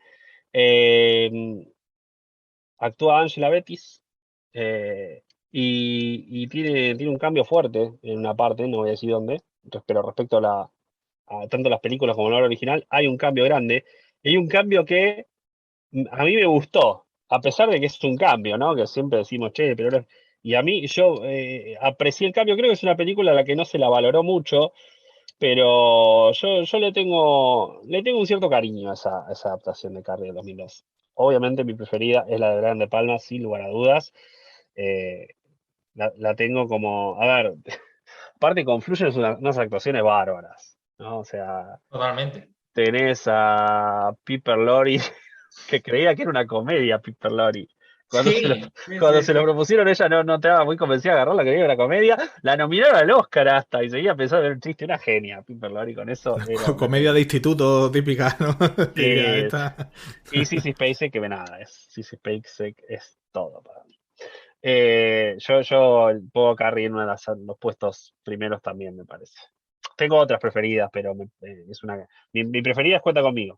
Pero bueno, Carrie claramente es una de las grandes películas. Dale, Marco, a ver si coincidís en algunas más.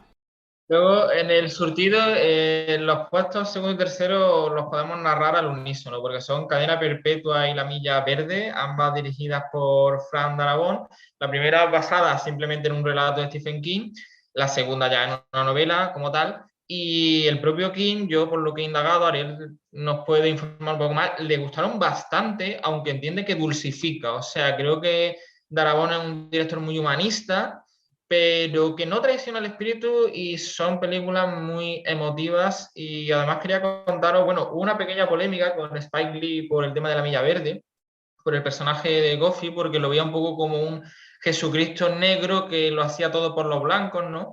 Y en esta época tanta disputa y de redes sociales me encantó la respuesta de Stephen King porque fue muy dickensiana, o sea, siempre habló con mucho respeto de que le encantaba el cine de Spike Lee, cosa además que yo comparto, porque alguien que ha hecho La Última Noche hay que respetarlo muchísimo a nivel artístico, y explicó de una manera muy razonada como, por ejemplo, en Cadena Perpetua, el personaje de Red, Morgan Freeman, es porque es Morgan Freeman, pero que podría ser afroamericano, podría ser chino, podría ser, da igual, pero que en La Milla Verde es muy importante que sea una persona afroamericana porque hay que entender ese contexto y la explosividad dramática que le da. Y encima, claro, con un actor como Michael Craig Duncan, que tiene una presencia física imponente, pues hace que sean dos películas que, aunque transcurren en presidios, son dramas carcelarios, son tremendamente humanistas y a mí me gustan muchísimo. No sé vuestra opinión sobre ellas. A mí Cadena Perpetua es una película que la primera vez que la vi, creo que lo comentaste antes, Marco, eh, no tenía ni idea de que era de Stephen King. Ni idea. La vi y me encantó, me pareció una película increíble, de hecho la he visto varias veces y me gusta muchísimo. Y La Milla Verde también, de hecho leí La Milla Verde, que creo recordar que la edición que tiene mi madre en casa es El Pasillo de la Muerte, luego ya desde que salió la película y eso sí he visto más ediciones como La Milla Verde, pero El Pasillo de la Muerte es el que creo que tiene ella. Y los dos me gustaron mucho. Pero es verdad que la película, a mí, Cadena Perpetua, tiene ese regusto especial y tengo muy buen recuerdo de la primera vez que la vi porque me pareció una película increíble. Ariel, ¿tú qué opinas de las dos películas? Claro. Bueno, sí, creo que absolutamente nadie que las haya visto va a ir por otro lado, ¿no? Acá se llamó Sueños de Libertad, Cadena Perpetua de Shawshank Redemption, y la otra se llamó Milagros Inesperados. Eh, Nada, son las dos excepcionales, son las dos, como dice Marcos, muy, muy humanistas. Eh, Te hacen ver, a ver, logran que uno sienta empatía por delincuentes. Porque no te voy a decir John Coffey, ¿no? Obviamente, pero sí te voy a decir Edward Delacroix en La Milla Verde, no deja de ser un asesino condenado a muerte, y vos le vas a sentir empatía. Y le vas a sentir empatía porque el tipo tiene un ratón. O sea, fíjate a qué nivel de gran creación de King, ¿no? Que qué bien que lo lleva, que vos le tomás simpatía a un tipo que es un asesino porque tiene un ratón, ¿no? Y la relación que establece con ese ratón en lo que van a ser sus últimos semanas de vida, meses. No recuerdo el tiempo, el momento temporal que pasa desde el primer tomo hasta la ejecución de él en el cuarto, ¿era, no? Sí, era. Primera vez las gemelas asesinadas, el segundo es, no me acuerdo. Un viaje nocturno es el quinto, la hora final de Coffee es el sexto, el cuarto es la de ejecución de Dedo de la Croix, la espeluznante ejecución, no importa, no importa, momento mental. Eh, pero lo que voy es Pero es impresionante. la personificación encima, los actores que eligieron tanto para ambas son un 10, son un 10, creo que no podría tener un cast mejor ninguna de las dos. Y no es casual de que estén siempre rankeadas entre las mejores de Stephen King. No es casual, me parece. De hecho, Cadena Perpetua hay algunas listas, bueno, ya sabemos que lo de las listas es muy subjetivo, pero hay algunas listas en las que está considerada como una de las mejores películas, ya no solo de Stephen King, sino en general de la historia. IMDb la tiene el primer puesto desde hace Eso es. 2 décadas casi, como la mejor película de la historia, arriba del Padrino. El Padrino es puesto 2. Casi nada.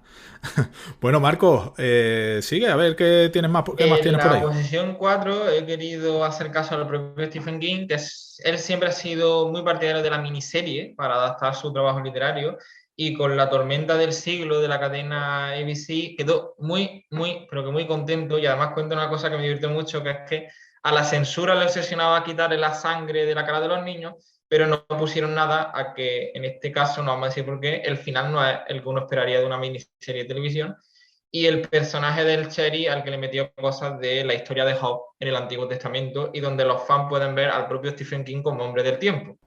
Y eso es maravilloso y es un cameo que me hace mucha gracia y que me recuerda a los de Hitchcock y es una miniserie muy recomendable. Ariel, ¿qué Sí, opinas? concuerdo. Sin lugar a dudas, la mejor miniserie de Stephen King. eh, Planeada como miniserie, porque después 2263 terminó siendo miniserie, pero tuvo la chance de tener una segunda temporada, con lo cual no fue planeada como tal inicialmente. La Tormenta del Siglo para mí es la mejor de las que se hicieron, seguida palmo a palmo con la versión de Silent Slot del año 79, de Tom Hopper. Eh, Fue tal el éxito de La Tormenta del Siglo que, que se terminó publicando el guión. No estaba planeado, ¿eh? No se iba a publicar un guión, pero cuando se estrenó en el 98 fue tan exitoso, tuvo tan buena recepción que dijeron, bueno, vamos a publicar el guión. Pues fíjate que la adaptación de Salem Slot no la he visto todavía. Qué crimen. Muy buena. Y leí el libro, la verdad es que lo pasé muy bien leyendo el libro, ¿eh? Me gustó mucho. Que bueno, yo decía, bueno, un libro tiene fama, porque tiene mucha fama, pero bueno, no sabía hasta qué punto me gustaría. Y la verdad es que cuando lo leí, que además no hace mucho tiempo, me gustó mucho. Está también bien colocado en tu ranking, Ariel, de libros. ¿Silent Slot? Sí. Sí, está. A ver, en los primeros 10 puestos tiene que estar. Pero es lo que digo siempre. A ver, si yo te dije ya los primeros 3, pero bueno, después, Claro. Misery, El Pasillo de la Muerte, La Zona Muerta, Las Cuatro Estaciones, 2263. Ya tengo 8. Ya Sí, tengo sí, sí. 8. Y me falta agregar, no sé, qué sé, Carrie. Me falta agregar Joyland. Me falta agregar Dolores Claiborne. Corazones en la Atlántida, ¿no? Corazones en la Atlántida tengo que ponerlo sí o sí en el top 10. No puedo, no se puede, es imposible hacer un top. Pues Corazones en la Eh, Atlántida, sí vi la película de, creo recordar, Anthony Hopkins, era el protagonista, puede ser Marco de sí, Corazones en la Atlántida, Sí, pero no sé, la película a mí la verdad es que no me llenó mucho. la No, película no refleja lo que es el libro, ni eso. cerca. El libro es, es totalmente una de fiesta. acuerdo. En este caso sí que además es verdad que hay mucha diferencia y no como a lo mejor en cadena perpetua, que podemos decir que tiene otro enfoque, pero notas que la esencia está ahí. Sí, yo tampoco la he puesto en el surtido por eso. Pues muy bien. Marco, sigues a ver qué tienes por ahí. En quinto lugar, y aquí es una cosa que me ha llevado a la reflexión cuando lo estábamos hablando con Ariel, porque ha dicho una cosa que refleja lo inteligente que es Stephen King y por qué es el rey del terror, que como los grandes generales sabe el tipo de batalla para pillar a su público. Es decir, yo por ejemplo durante mucho tiempo me enganchó con Carrie porque reflejaba mis temores de instituto, pero a mí el Resplandor gustándome mucho, nunca me había tocado hasta que se me ocurrió releerlo en el confinamiento y también ver la película. Y ahí entiendes cuál es el miedo de estoy en una situación encerrado con mis seres queridos, todo va bien, pero el ser humano es generado de miedo, que es lo primero que va a pasar. Y si yo perdiera el control o alguien de mi familia perdiera el control, y ahí King te vuelve a agarrar, da igual la edad que tengas, siempre tendrá algún material para pillarte. Y ahí entendí por qué el Resplandor es del rey del terror. Y la película, que Ismael además tiene un texto muy interesante sobre ella, a mí encantándome la película, entiendo las objeciones que tiene de hecho, por eso no la he puesto en el número uno y sí he puesto Carrie como película. Me encanta, pero entiendo las ocasiones tan fuertes que tiene Stephen King sobre esta película, sobre todo por el papel de Jack Nicholson. Ariel, El res- ¿qué nos cuentas de esa discrepancia? Hay dos factores muy claros para mí a la hora de por qué Stephen King no es el fan número uno del Resplandor, por decirlo de una forma amable. La primera, hay un poco eso que yo mencioné antes, ¿no? King eh, encuentra El Resplandor como una obra que tiene mucho tinte biográfico y el hecho de verse, eh, que lo hayan trasladado a él de una forma tan violenta y de una forma de un personaje que definitivamente no puede estar más alejado del sentimiento de querer proteger a su familia, como está Jack Nicholson en la película, nada, ya no se ve él así y no le gusta la forma en que lo han reflejado. Por más que no lo diga, por más que el personaje del libro y de la película es Jack Torrance, no Stephen King. Pero bueno, una cosa también es lo que se ve en la en lo que él ve en la pantalla. Eso yo creo va a un nivel mucho más personal. A nivel ego, si querés. King cuando arranca siendo adaptado, arrancó con todo. No fue un escritor que el primero en adaptarlo fue un director que nunca había dirigido nada, como cuando se hizo la adaptación de Graveyard Shift, ¿no? El último turno, un tipo que nunca había dirigido nada. O The Mangler. O sea, aquí no empezó dirigiendo Brian De Palma. El segundo fue Tom Hopper o Tom Holland. Tom Hopper fue con Salem Slot para televisión. No, Hopper, Muy sí, digno, totalmente.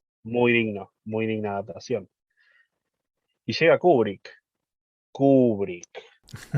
en cartel grande, luminoso y abajo chiquitito Stephen King. Estamos hablando que King no era el Stephen King del que estamos hablando ahora. Estamos hablando de un Stephen King que recién arrancaba, que ya se estaba empezando a volver conocido, pero no era el de ahora. Y Kubrick era Kubrick. Kubrick era el de 2001, Odisea del Espacio, el de Espartaco, el de La Naranja Mecánica, o sea, era un Kubrick Claro, palabras mayores. hecho y derecho, ¿no? Estamos hablando de un tipo uno de los principales directores del momento, ¿no? Entonces King, che, me va a dirigir Kubrick, estaba eh, eh, inflado como un globo. Y de golpe, él hace su guión, diciendo, bueno, genial, me dirige Kubrick, que va a ser el libro, acá está el guión. Y Kubrick dice, correte, nene, no, este guión no lo voy a usar lo que se me quiere, lo que se me canta, esto, lo otro, y es una película como se le canta. Completamente alejada del material original, solo tomando dos puntos en común, el tema de los tres aislados de este hotel y fantasmas en el hotel. Y listo, después a partir de eso, Kubrick hizo lo que él quiso. Y encima Kubrick hace una película fría, una película increíble, pero es una película fría, porque Kubrick hacía así de frío. Y King justamente no hace eso. King, sus obras, él busca que de parte del lector haya una reacción sentimental, ¿no? Ya Sí. sea el miedo, alegría, amor, bronca, odio, asco, lo que quieras. Él busca una reacción. Y Kubrick hace algo completamente diferente. Entonces, claro, King se siente, la palabra es defraudado. O sea, él tenía una expectativa con la noción de que iba a dirigir Kubrick. De hecho, cuando él cierra los derechos por todo esto, hay una carta que se manda con su agente, con Bill Thompson, en la cual dice, ya nos vemos en el año 79, ahí en Los Ángeles, en los Oscar, por el tema del Resplandor.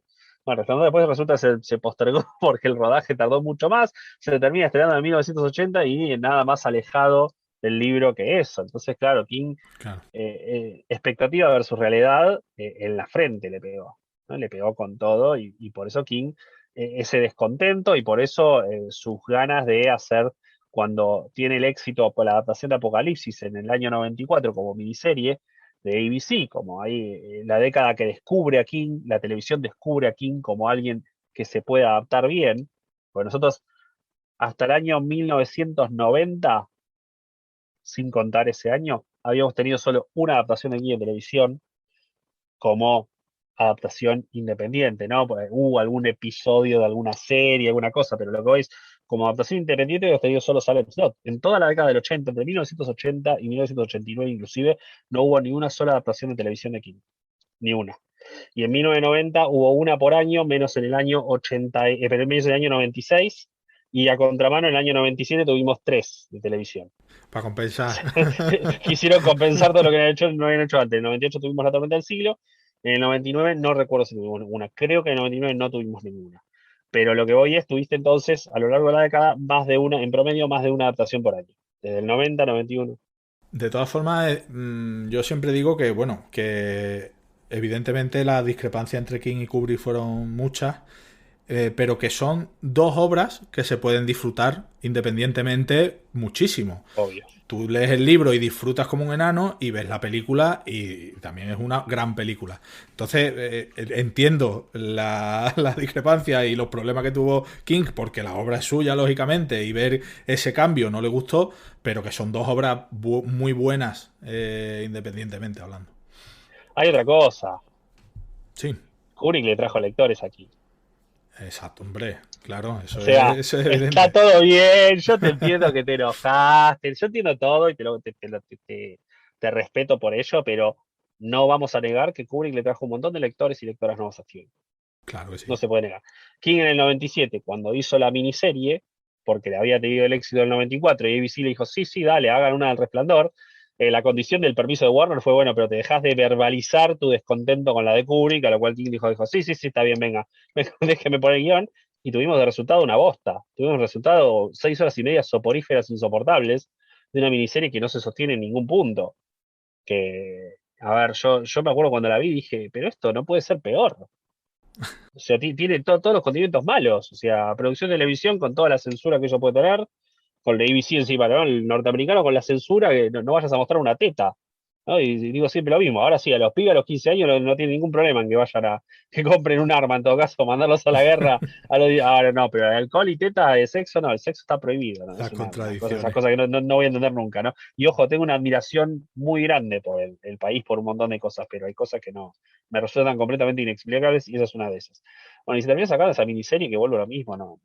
El que la quiera ver, genial, mírenla, no le voy a decir no la mire, pero tenga en cuenta que es muy posible que sienta que perdió 6 horas y media de su vida. Hay muchas cosas mejores. Marco, ¿nos cuentas algunas de esas cosas mejores que la miniserie? Pero aquí no sé si mejor, pero es muy curioso. Para nuestro surtido vamos a tener a Stephen King detrás de la cámara y haciendo el guión en La Rebelión de las Máquinas, ¿vale? La Rebelión de las Máquinas es una película que él hace, es lo que muy bien nos ha explicado Ariel, en ese momento de muchas ediciones, pero me quedo con una reflexión suya, que él aquí quería jugar un poquito a Bram Stoker, y me explico. En Bram Stoker hay héroes muy tecnológicos, es decir, ya se está usando el fonógrafo, ya se están usando muchas de las invenciones que tenemos, eso se ve también en la película de Coppola, contra una criatura arcaica y monstruosa. Y aquí Stephen King nos lleva al futuro, pero mostrando nuestros miedos como máquinas de refresco que te devuelven latas a la fuerza, y en algo que Ariel pilota mucho, que es el tema de los videojuegos se descontrolan, que si nos fijamos, eso en las distopías lo estamos usando ahora mucho. Y lo escojo porque a lo mejor no es la mejor película del mundo, de hecho no lo es, pero esto es algo que también estamos mencionando antes, en ocasiones ocurre, pues no sé, te lees los primeros cuentos de Chekhov, todavía no es el gran Chekhov, pero dice, pero esto es genial. O aquí lo ha acabado mal, pero este tío sabe. O los cuentos del propio Ben Stoker. Y aquí en esta película dice, este Stephen King sabe muchas cosas, solamente hay que pulirlo, ¿no? O sea, que yo creo que a veces también es muy fascinante con los grandes autores decir cuando no estaba todavía maduro, pero ya se intuyen las cosas que tiene. Tiene destellos de genialidad que se Eso es. harían más abundantes en obras a lo mejor posteriores y tal, pero que ya en las primeras, evidentemente ya se ve que ahí hay algo importante. Ariel, ¿qué opinas de esto que nos acaba de contar Marco? A mí me gusta Maximum Overdrive. Me resulta, a ver, voy a plantearlo de esta forma. Stephen King no es director, Ujú, claro. no es director. Partamos de esa base. Para dirigir esa hizo un curso intensivo de 6 meses de dirección, preproducción y postproducción. O sea, y después la experiencia suya fue esa. Eh, que sea un director, que sea un escritor muy cinematográfico en su escritura, seguramente ayuda, pero no es director de cine, ¿no? Y tuvo una formación muy corta. A su vez, tuvo una producción barata. De hecho, su equipo de asistentes no hablaba inglés, era un equipo de italianos. ¿No? Tenía que trabajar con un traductor, todo. Está basado en un cuento que no es ridículo, pero convengamos que si yo te cuento la premisa, suena más gracioso que tenebroso. Y así todo sacó una película que, al margen de lo que puedas decir, es divertida, es entretenida, tiene su momento de gore, y la terminás y no sentís que perdiste el tiempo. En absoluto. Y ahora, y si yo te tengo que comparar esta, de King, dirigida por King, con me atrevería a decir que tengo una lista de 10 de adaptaciones de la obra de Stephen King que son mucho peores y que contaron con mucho más beneficio de la que tuvo King. Y no me tengo que ir mucho el tiempo, ¿eh? Me voy con esta década anterior y te digo que Cell, que salió en el 2015 o 2016, no me acuerdo ahora, es muchísimo peor película que Maximum Overdrive y contó con las actuaciones de John Cusack y Samuel Jackson, ¿no? Estamos hablando de dos actores, Sí, sí, claro. buenos actores. Me voy en ese mismo año o el año anterior y tenemos, ¿cómo se llamó esta? Mercy, que es basada en el cuento Mamá, Abuela, digo, perdón, mamá. Basada en el cuento Abuela, pésima, pésima. Nos vamos un poco más atrás y tenemos película para televisión. La otra adaptación que se hizo del cuento ese de camiones se llamó Trucks y fue para televisión en el año 97 y lo sacó el canal USA Network y es impresentable por donde se la mire. Y tenemos impresentable también El Último Turno, Graveyard Shift o la fosa, no sé cómo se llama en España, algo de la fosa algo. Tenemos The Mangler, basada en la trituradora. Bueno, el cuento no ayudaba tampoco, ¿no? Pero a lo que voy es, tenemos un montón de películas que supuestamente hechas por gente del cine y que fueron muchísimo, muchísimo peor de lo que fue Máximo Overdrive. Yo a Máximo Overdrive le guardo siempre buen recuerdo, pienso en ella y sonrío, me hace un recuerdo que me hace reír. La banda de sonido con AC/DC y un discazo con Who Made Who. El cameo de Stephen King al comienzo diciendo, Honey, come on here, Sugar Bones. This machine just called me an asshole. Esta máquina me dijo idiota, ¿no? Con esos anteojos, esos culos de botella así gigante. Y nada, yo la paso bien, la disfruto. Es una película que ya no se hace zapping hoy en día porque tenemos todos los streaming, pero si hiciera zapping y la encuentro, la dejo, siempre. Y es lo que tú dices, que estamos hablando de un escritor, que no es director. Y tiene su mérito prepararse expresamente para hacer eso y que quede algo más que digno. Marco, aparte sí, dijo algo más él ya antes del estreno dijo, esta es una película boluda. Voy a usar el término argentino porque la traducción era, esta es una película boluda. Dice, pero a veces las películas estas son las que más se disfrutan. O sea, él no quiso hacer la lista Schindler. claro, sí, sí. No quiso hacer Vértigo de Hitchcock. Él quiso hacer Maximum Overdrive. Y quiso explotar cosas y camiones pisando gente y escenas graciosas como la máquina disparando las latas y pegándole a uno en los huevos. Es la famosa bola en la ingle de los Simpsons, si querés, ¿no? Exactamente. No fue pretencioso y para lo que quiso hacer me parece que está buenísimo, es muy divertida.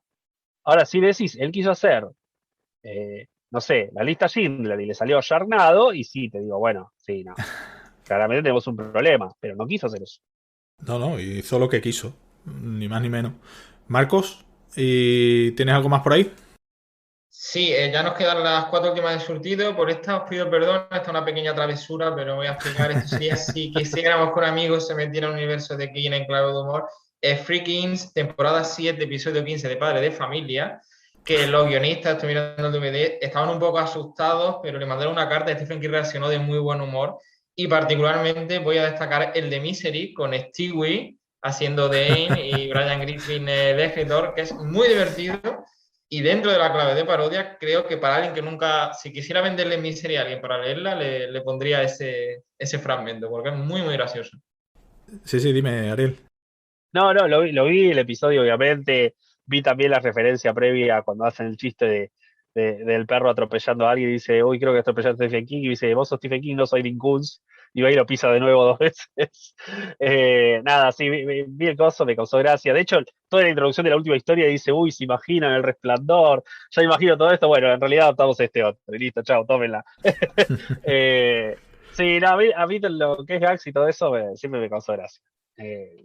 No los considero como adaptaciones de King en realidad, lo cual está mal porque es una adaptación de King, de historia de King, ¿no? Pero no los integré como tales yo de una forma oficial. De la misma forma, por ejemplo, que en mi libro no incluí Lawnmower Man, ¿no? El hombre de la cortadora de césped, el hombre del jardín, como se llama la película, porque si bien arrancó siendo una adaptación de King, King le hizo juicio y sacó su nombre. O dijo, che, esto no está adaptando mi obra. No tiene absolutamente nada que ver con mi obra esto. Entonces, hizo un juicio y lo sacó, y bueno, entonces dejó de ser una adaptación de King.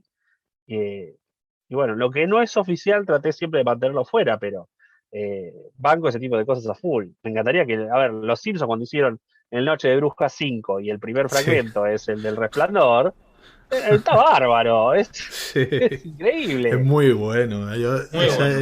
Ese capítulo es buenísimo. La verdad que sí. El resplandor para no. Pagar Para no derechos. tener problemas de derechos.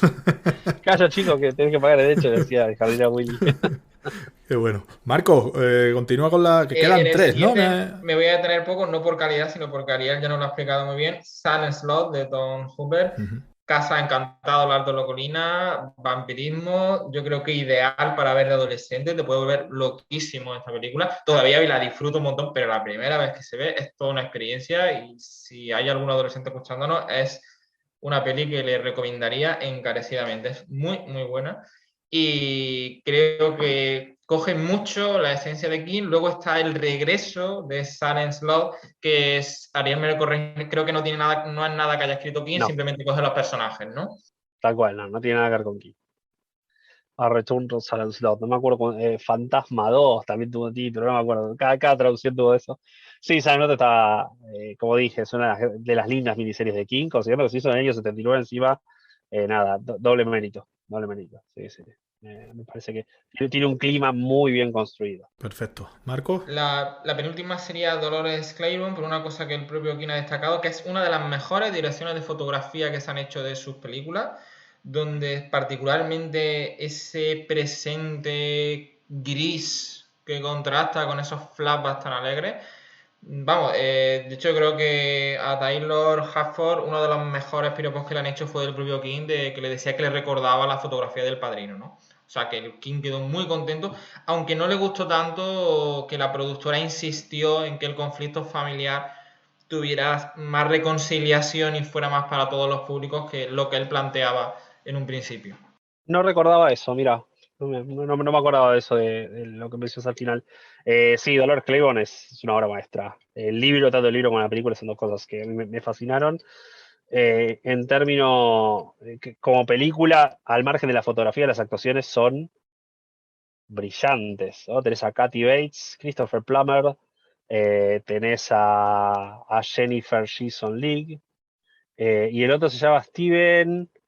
Ay, nunca me acuerdo el nombre, pobre. No, David Strathairn, el que hace de Joe, el padre. También hay que hacer un papel así desagradable y llevarlo de la forma en que lo hizo. En términos de fotografía, lo más cercano que yo recuerdo, la historia de Lizzie en serie. La última serie de Stephen King en términos fotográficos es una cosa que. Lo es, lo es. Darius, sí, con Darius Coso. Y sí, creo que nada que. Es una historia de Dolores Claiborne, está muy, muy vinculada en cierta manera a la historia de King, a la madre suya. Ujú. King, el personaje de Dolores está inspirado en su madre, de hecho, y ciertos personajes que aparecen en la historia también son gente que estaba en los pueblos donde ellos vivían cuando eran muy, pero muy chicos. Genial. Pues Marcos, te queda una por lo que nos has Sí, contado. A ver, mira, ahí estamos sorpréndenos. Realizamos surtido, ya sabéis, he jugado un poco con que sea un surtido, no tienen por qué estar mis favoritos, de hecho no he puesto cuenta conmigo, que me encanta. Y la que he cogido para la décima es Christine, que es uno de los trabajos menos citados de John Carpenter, pero es terror motorizado, es la ciudad del motor, que es Detroit, y es una peli que te lo puedes pasar muy muy bien viéndola y que me gusta bastante. Christine, en mi caso, es la película, es una de las primeras películas que vi ya sabiendo quién era Stephen King. No, ya consciente y ya habiendo leído de él. Leí el libro y al poco tiempo vi la película, con lo cual fue con la que me tuve que acostumbrar a las diferencias entre novela y adaptación. Exacto. Eh, con el tiempo se volvió de culto. Hoy en día tenés lleno de grupos en las redes sociales solo sobre esa película. Los autos se licenciaron en base a la película, a escala 64, a escala 18, a escala 25. Ahora se explotó finalmente esto. A mí me gustó. En ese momento de nada, tenía 16 años, 15 años cuando la vi y me apuñaló un poco el corazón el hecho de que hayan sacado tantas escenas respecto al libro. Eh, no voy a negar, a ver, Carpenter me parece lo mejor que hay en terror. De hecho, creo que de mis preferidas de terror, está, si tengo que hacer un top 5 tiene dos puestas él. O sea, Ujú. In the Mouth of Madness está en unos primeros puestos y es de él. Y la niebla, no, perdón, la cosa, The Thing and the Fog y The Fog, nada, también las pongo en un top 10 sin lugar a dudas. Eh, con lo cual, John Carpenter yo le tengo una admiración grande y se estrena, bueno, ahora hace mucho, ¿no? Pero cuando no sé, hizo la serie, para la serie esta que había hecho Mick Garris, había hecho uno de los episodios que se llama Quemadura de cigarrillo, ¿no? Cigarette Butts. Y nada, fue el primer episodio que fui a ver. Salté todo lo demás, me dijo, no me importa nada, quiero ver el de él primero, todo lo demás veo después. Pero no niego que cuando se anunció hace poco que se va a hacer una nueva versión de Christine, sonreí. No lo voy a negar. Me gustó la película, me gustó, la disfruté. Me gustaría ver algo más cercano al libro. Pues nada, a ver qué sale ahí. Ya lo veremos. Marcos, o Ariel, los dos. Hace poco vi leí un artículo sobre finales sorprendentes de películas. Ya Ya sé creo que cuál es el Ariel primer puesto, ¿no? efectivamente. Pues claro, hablando de Stephen King, pues ya no solo que hablaran del final de esa película, que es La Niebla, sino que me llamó mucho la atención lo que leí que Stephen King, la reacción de Stephen King cuando vio ese final de película, porque cuenta que le encantó ese final y que lo único que dijo fue que lo único que no le gustaba de ese final era que no se le hubiera ocurrido a él. Claro, que a mí, porque evidentemente el final es impactante. La película, bueno, no la ha citado Marco, Ariel tampoco, yo tampoco. Y bueno, no sé si os gusta más, menos. Es también de Frank Darabont, si no me equivoco, ¿verdad? Sí, Y la película, bueno, os puede gustar más o menos. A mí la verdad es que sí me gusta. sí, sí, Pero sí, el a mí también. final, sobre todo, el final, la verdad es que es impactante. Y es también distinto, por supuesto, al de Stephen King. Y ya te digo, a mí me llamó mucho la atención eso que comentó Stephen King. ¿Qué os parece a vosotros esa película en concreto? No, vamos, yo estoy muy en la línea de Ismael, a mí me gusta mucho, me parece un giro sorprendente y estoy de acuerdo, vamos, se non è vero è ben trovato, espero que fuera verdad lo que dijo Stephen King, ¿no? De que lo Si no le veo dentro. Muy bien. Eh, sí, adhiero. Adhiero en un 100%. Es una gran película. Eh, yo la fui a ver al cine y me acuerdo con la escena final fue, ok, Sí, me acabas de reventar el cerebro y no sé cómo voy a reaccionar con esto. Es un final que es es brutal, sí, muchísimo sí. más efectivo que el de la novela corta, Mm. y muchísimo más oscuro, ¿no? Por supuesto también. Eh, Pasa con lo que hemos estado comentando con los libros. Yo no sé si Stephen King puede ser de los escritores más adaptados, sin duda, vamos. Vivo es el más adaptado. Claro, está claro, tanto a cine como a televisión. Entonces, claro, elegir, hacer una lista de películas, series, es verdad que algunas tienen más calidad, otras menos, ya lo hemos estado comentando, pero pasa lo mismo que lo que decía Ariel antes con los libros. Entre 70 libros te faltan manos para elegir libros buenos. Lógicamente, en 70 libros tú no puedes mantener un nivel top en todos y tiene unos libros que son más limitados, otros que son mejores, pero elegir los mejores es muy complicado porque tiene muchos libros buenos. Siempre te van a quedar cosas afuera, sin dudas. Siempre, siempre. Bueno, No Ariel, hablamos, es que yo el sí, tema de cine, bueno, vos dejaste, Marco lo mencionó, que dejó afuera Cuenta conmigo, para mí es la mejor de todas de King, basada en la mejor novela corta de King, de hecho. es una No maravilla, hablamos, una maravilla. no, tenemos que dejar cosas afuera, si no estaríamos nada, hablando 5 horas seguidas. Está It, claro. tenemos para, bueno, hablamos de Kubrick, ¿no? Hablamos del Resplandor, y, y, y en cierta manera las paces que hace Stephen King con el Resplandor vienen a partir de Doctor Sueño, de la película de Mike Flanagan.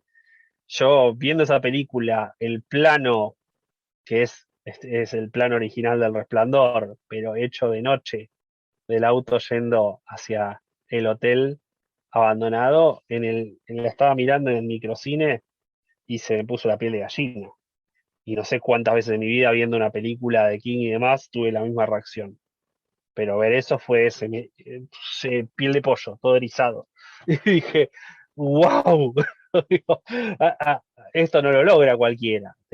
Siempre vamos a dejar afuera cosas. Siempre, es Grandes imposible cosas. cuando estamos hablando de un autor inabarcable. Y bueno, en ese sentido, y lo decía al principio, tu libro, Ariel, es magnífico en ese sentido, que ya nos has contado que evidentemente el libro salió en 2016 y ya tienes mucho más material para ampliarlo porque Stephen King no para. Y es verdad que tanto sus adaptaciones a la televisión, al cine, como los libros que va publicando, es que no para. Y es una permanente actualización prácticamente la que hay que tener con él. Y tuvimos una ola gigante aparte en el medio. Claro. Porque hay un King en términos de hollywoodenses previo a 2017 y posterior. Vos pensás que hasta el 2017 tenés poco más de 50 adaptaciones de Stephen King, ¿no? Poco más, entre los 50 y los 60. Y desde que se estrenó el tráiler de It, capítulo 1, se anunciaron más de 40. Madre mía. Entre 40 y 50 adaptaciones. O sea, todo lo que se ha estrenado a lo largo de 41 años de carrera es casi, no sé, el 80 y pico % se anunció. Claro. Respecto a ese número se anunció nada, a partir de los últimos 4 años. Además ahora tenemos las plataformas, Netflix, tal, que claro. A ver, ojo, ahora se aquietó un poquito la ola, no está tan fuerte como el momento del estreno de It, pero también tuvimos un tema de pandemia, ¿no? Tuvimos un contexto que no fue muy favorable. También hay una realidad. No, It tenemos uno cada tanto. No tenemos éxitos de cosas así de fuertes que sacudan Hollywood de la manera que lo pudo haber sacudido It en su momento. ¿No? Porque vinieron adaptaciones posteriores, pero ninguna tuvo ni siquiera cerca el impacto que tuvo It, y tiene sentido también que no lo tenga, con lo cual un poco las aguas se aquietan, pero sigue siendo un valor fuerte de Stephen King en Hollywood, sigue siendo un asset, ¿no? Sigue siendo algo que deja plata, y cambiamos el paradigma de que lo producía. Salía una buena y en el medio salían 4 más o menos producidas por Dino De Laurentiis o hechas por ABC con 7 millones de temas de censura, ¿no? En los últimos años se terminó ese tema. Lo agarró y lo adaptó HBO, ¿no? Y HBO te mete con El Visitante la primera escena, que la primera escena del libro es un libro que es increíblemente oscuro, de los más oscuros que escribió Stephen King, ¿no? Y la primera escena del libro es muy fuerte, y acá la trasladaron, y la trasladaron en un momento de una forma estética hermosa, pero terrible, ¿no? El plano que se va acercando y demás, y lo ves al pibe empalado, ¿no? Con todo lo que significa, ¿no? Un pibe, un niño empalado con eso, que es algo súper violento, súper chocante, pero, a ver, en el aspecto cinematográfico está hecho de una forma gloriosa como se hizo, ¿no? Estéticamente está muy bien llevado. Entonces digo, se terminó el tema, y no fue hace tanto, porque Under the Dome, la cúpula, se estrenó en el 2013, ¿no? Fue hace poco que teníamos esas bostas de adaptaciones como esa. Entonces digo, pasamos del 2013 con Under the Dome al 2020 con El Visitante, hermoso. La historia de Lizzie, al margen de que es lento, porque el libro es lento también y demás, el nivel estético, actoral que tiene esas miniseries es increíble. Es increíble cómo se lo hizo. O sea, visualmente es un placer a la vista. Sí, Iván, y las versiones las adaptaciones que vamos a tener, vamos a seguir teniendo, como bien dice, ha bajado a lo mejor la ola de It, pero el chorreo de adaptaciones de Stephen King, eso es continuo. Una pregunta, Ariel, ya sí. Estamos terminando. ¿Qué nos espera próximamente de Stephen King? Porque creo que va a publicar en breve, se va a publicar nueva obra. Ya este año ha publicado Después, ¿no? Fue este mismo año. Y ahora va a publicar otra este mismo año. ¿Qué sabes de esa nueva novela? Sale Billy Summers, ya salió en inglés, yo ya la leí. Es un thriller que tiene cierto toque nostálgico, dramático, eh, que coquetea con el tema de la redención, ¿no? Se trata sobre un asesino a sueldo que va a tomar un último encargo, tras el cual se va a retirar, y por supuesto nada sale como lo planea, y se tiene que reacomodar su vida de una forma diferente, y, y están los replanteamientos, ¿no? De la vida diferente, la máscara que utiliza en el día a día, ¿no? El concepto de ser, por un lado, es un asesino a sueldo, pero la imagen que da a sus vecinos es la de otra persona y las relaciones que establece con esos vecinos, ¿no? Y la duda diciendo, che, yo la estoy pasando bien así, no tengo chance de largar lo otro y quedarme acá y ser uno más, ¿no? De dejar de ser este asesino a sueldo, de rehacer, de recomenzar, redireccionar mi vida. Y pasa una cierta cosa, aparece otro personaje en escena que lo fuerza también a encarar a encarar un cambio que no tenía planeado. Eh, es una novela más compuesta de lo que nos tenía acostumbrados King. O sea, te parece que va a ir por un lado, pero a ese lado llega enseguida, al lado que vos crees que va a ir.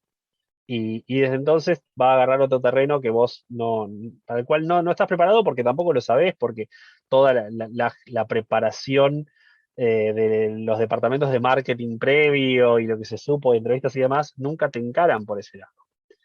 Es como que te cuentan el comienzo y a dónde tiene que ir, como si donde tuviese que ir es el final, y en realidad no tiene que ir, es algo muchísimo más allá de lo que te vienen preparando. Lo cual está bueno, me gusta que no te delaten por ese lado y te dejen más lugar a la sorpresa. Y el año que viene tenemos la tercera parte de la trilogía de Wendy, del cual King escribió con Richard Chismar, que es un amigo suyo y es dueño de una editorial especializada, La caja de botones de Wendy. Richard Chismar después escribió la segunda parte que se llama Wendy's Magic Feather, la pluma mágica de Wendy, y ahora sale el año que viene en inglés, después vamos a ver cuándo va a salir en castellano. La tercera parte se llama Wendy's Final Task, la tarea final, el mandato final de Wendy.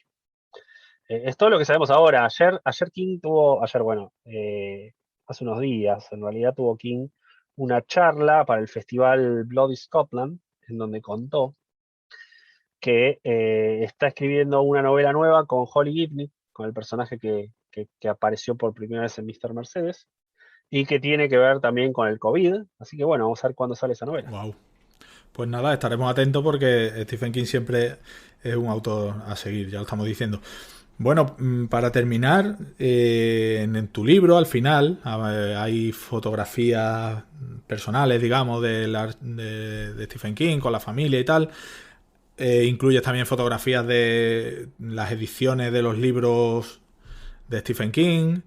Y como coleccionista intenso que eres de Stephen Yo King, no entiendo a los coleccionistas.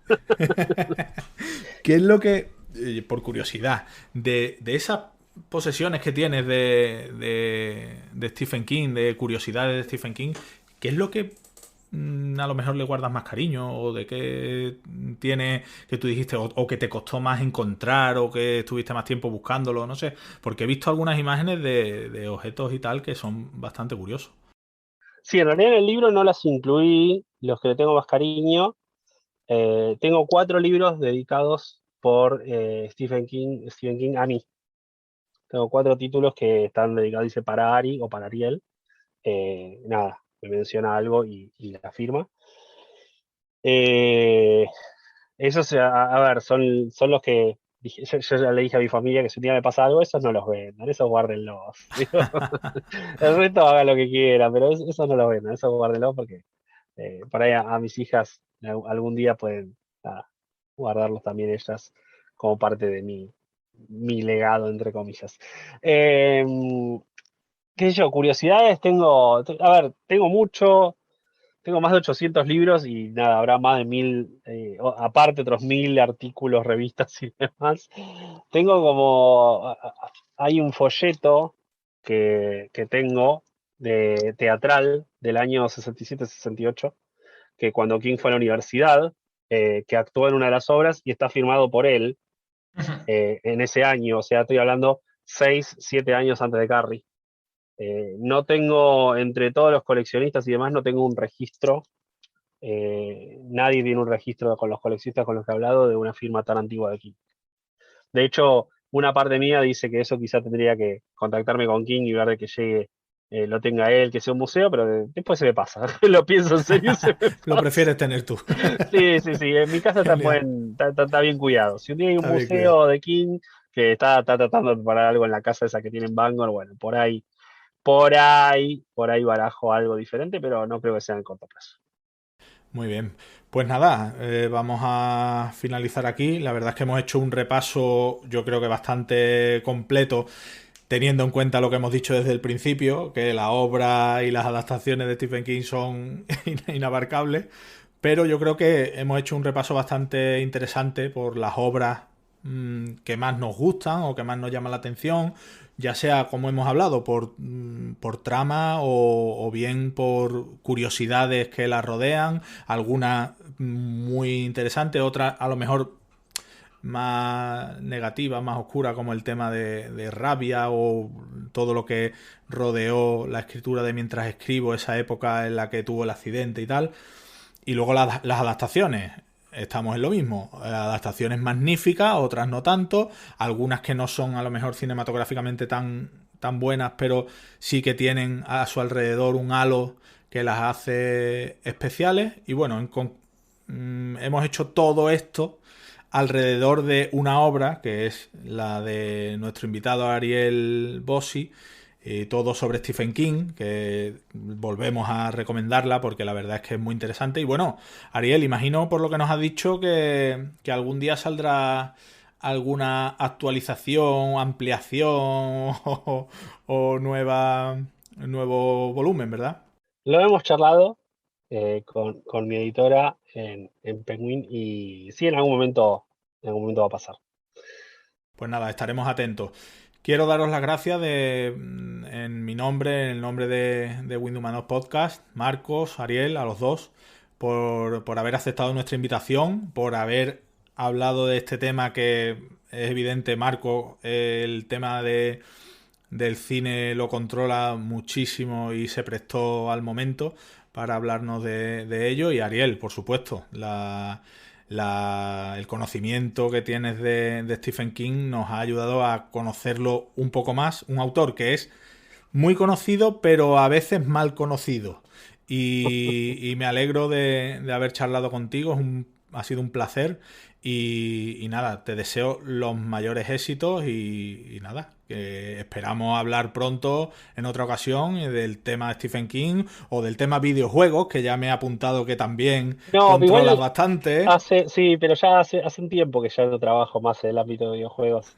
Lo trabajé durante muchos años, Sí, pero nada, me fui volcando a todo el tema de estadísticas deportivas. Y bueno, ahora el último año igual no lo ejercí porque la pandemia, ¿no? Ya no pude ir más a las canchas. Pero, claro. pero sí, no niego que cada tanto recuerdo cuando trabajaba en el ambiente y me da ganas de tener alguna cosa por mi lado, pero nada. Después, como digo, cada vez tenemos menos tiempo disponible a estas edades que tenemos. Después dicen que cuando nos jubilamos tenemos todo el tiempo del mundo y ahí ya en realidad no tenemos ganas, ¿no? Pero ahora no tenemos tiempo, no tenemos la energía suficiente, pero siempre fantaseo con la idea de volver un poco a ese ámbito. Muchísimas gracias por la invitación, la verdad que la pasé muy bien. Te deseo los mayores éxitos y a los dos, Marco, Ariel, muchas gracias y hasta pronto. Un abrazo. Hasta pronto, un abrazo. Yo Dime, Marco. solamente una última cosita, agradecerle, como yo tenía mucha ilusión en estar en este podcast porque además había leído el libro de Ariel y como bien ha dicho Ismael, recomendarlo porque yo creo que sobre todo un libro que transmite pasión, aparte de que está muy bien escrito, es que se nota que al autor le gusta y cuando eso ocurre, pues es que te lo transmite, se contagia su pasión por Stephen King. Muchísimas, pero muchísimas gracias. Lo valoro muchísimo. Siempre digo que es es una caricia al alma cuando la gente dice que le gustó mi libro, porque nada, fue una cosa que dije, me costó animarme. Pues ha merecido la pena, ya te lo decimos. Gracias. Muchas gracias, un abrazo a ambos. Abrazo. Un abrazo. En Windumanoz queremos traerte lo más interesante de la actualidad de los géneros especulativos, junto con la mejor ficción corta y el mejor arte. También queremos ayudar a los autores dándoles voz y visibilidad. Y para todo ello, necesitamos contar con tu espada. Visita patreon.com/Windumanoz, echa un vistazo a nuestras recompensas y considera unirte al grupo de amigos que apoyan este proyecto.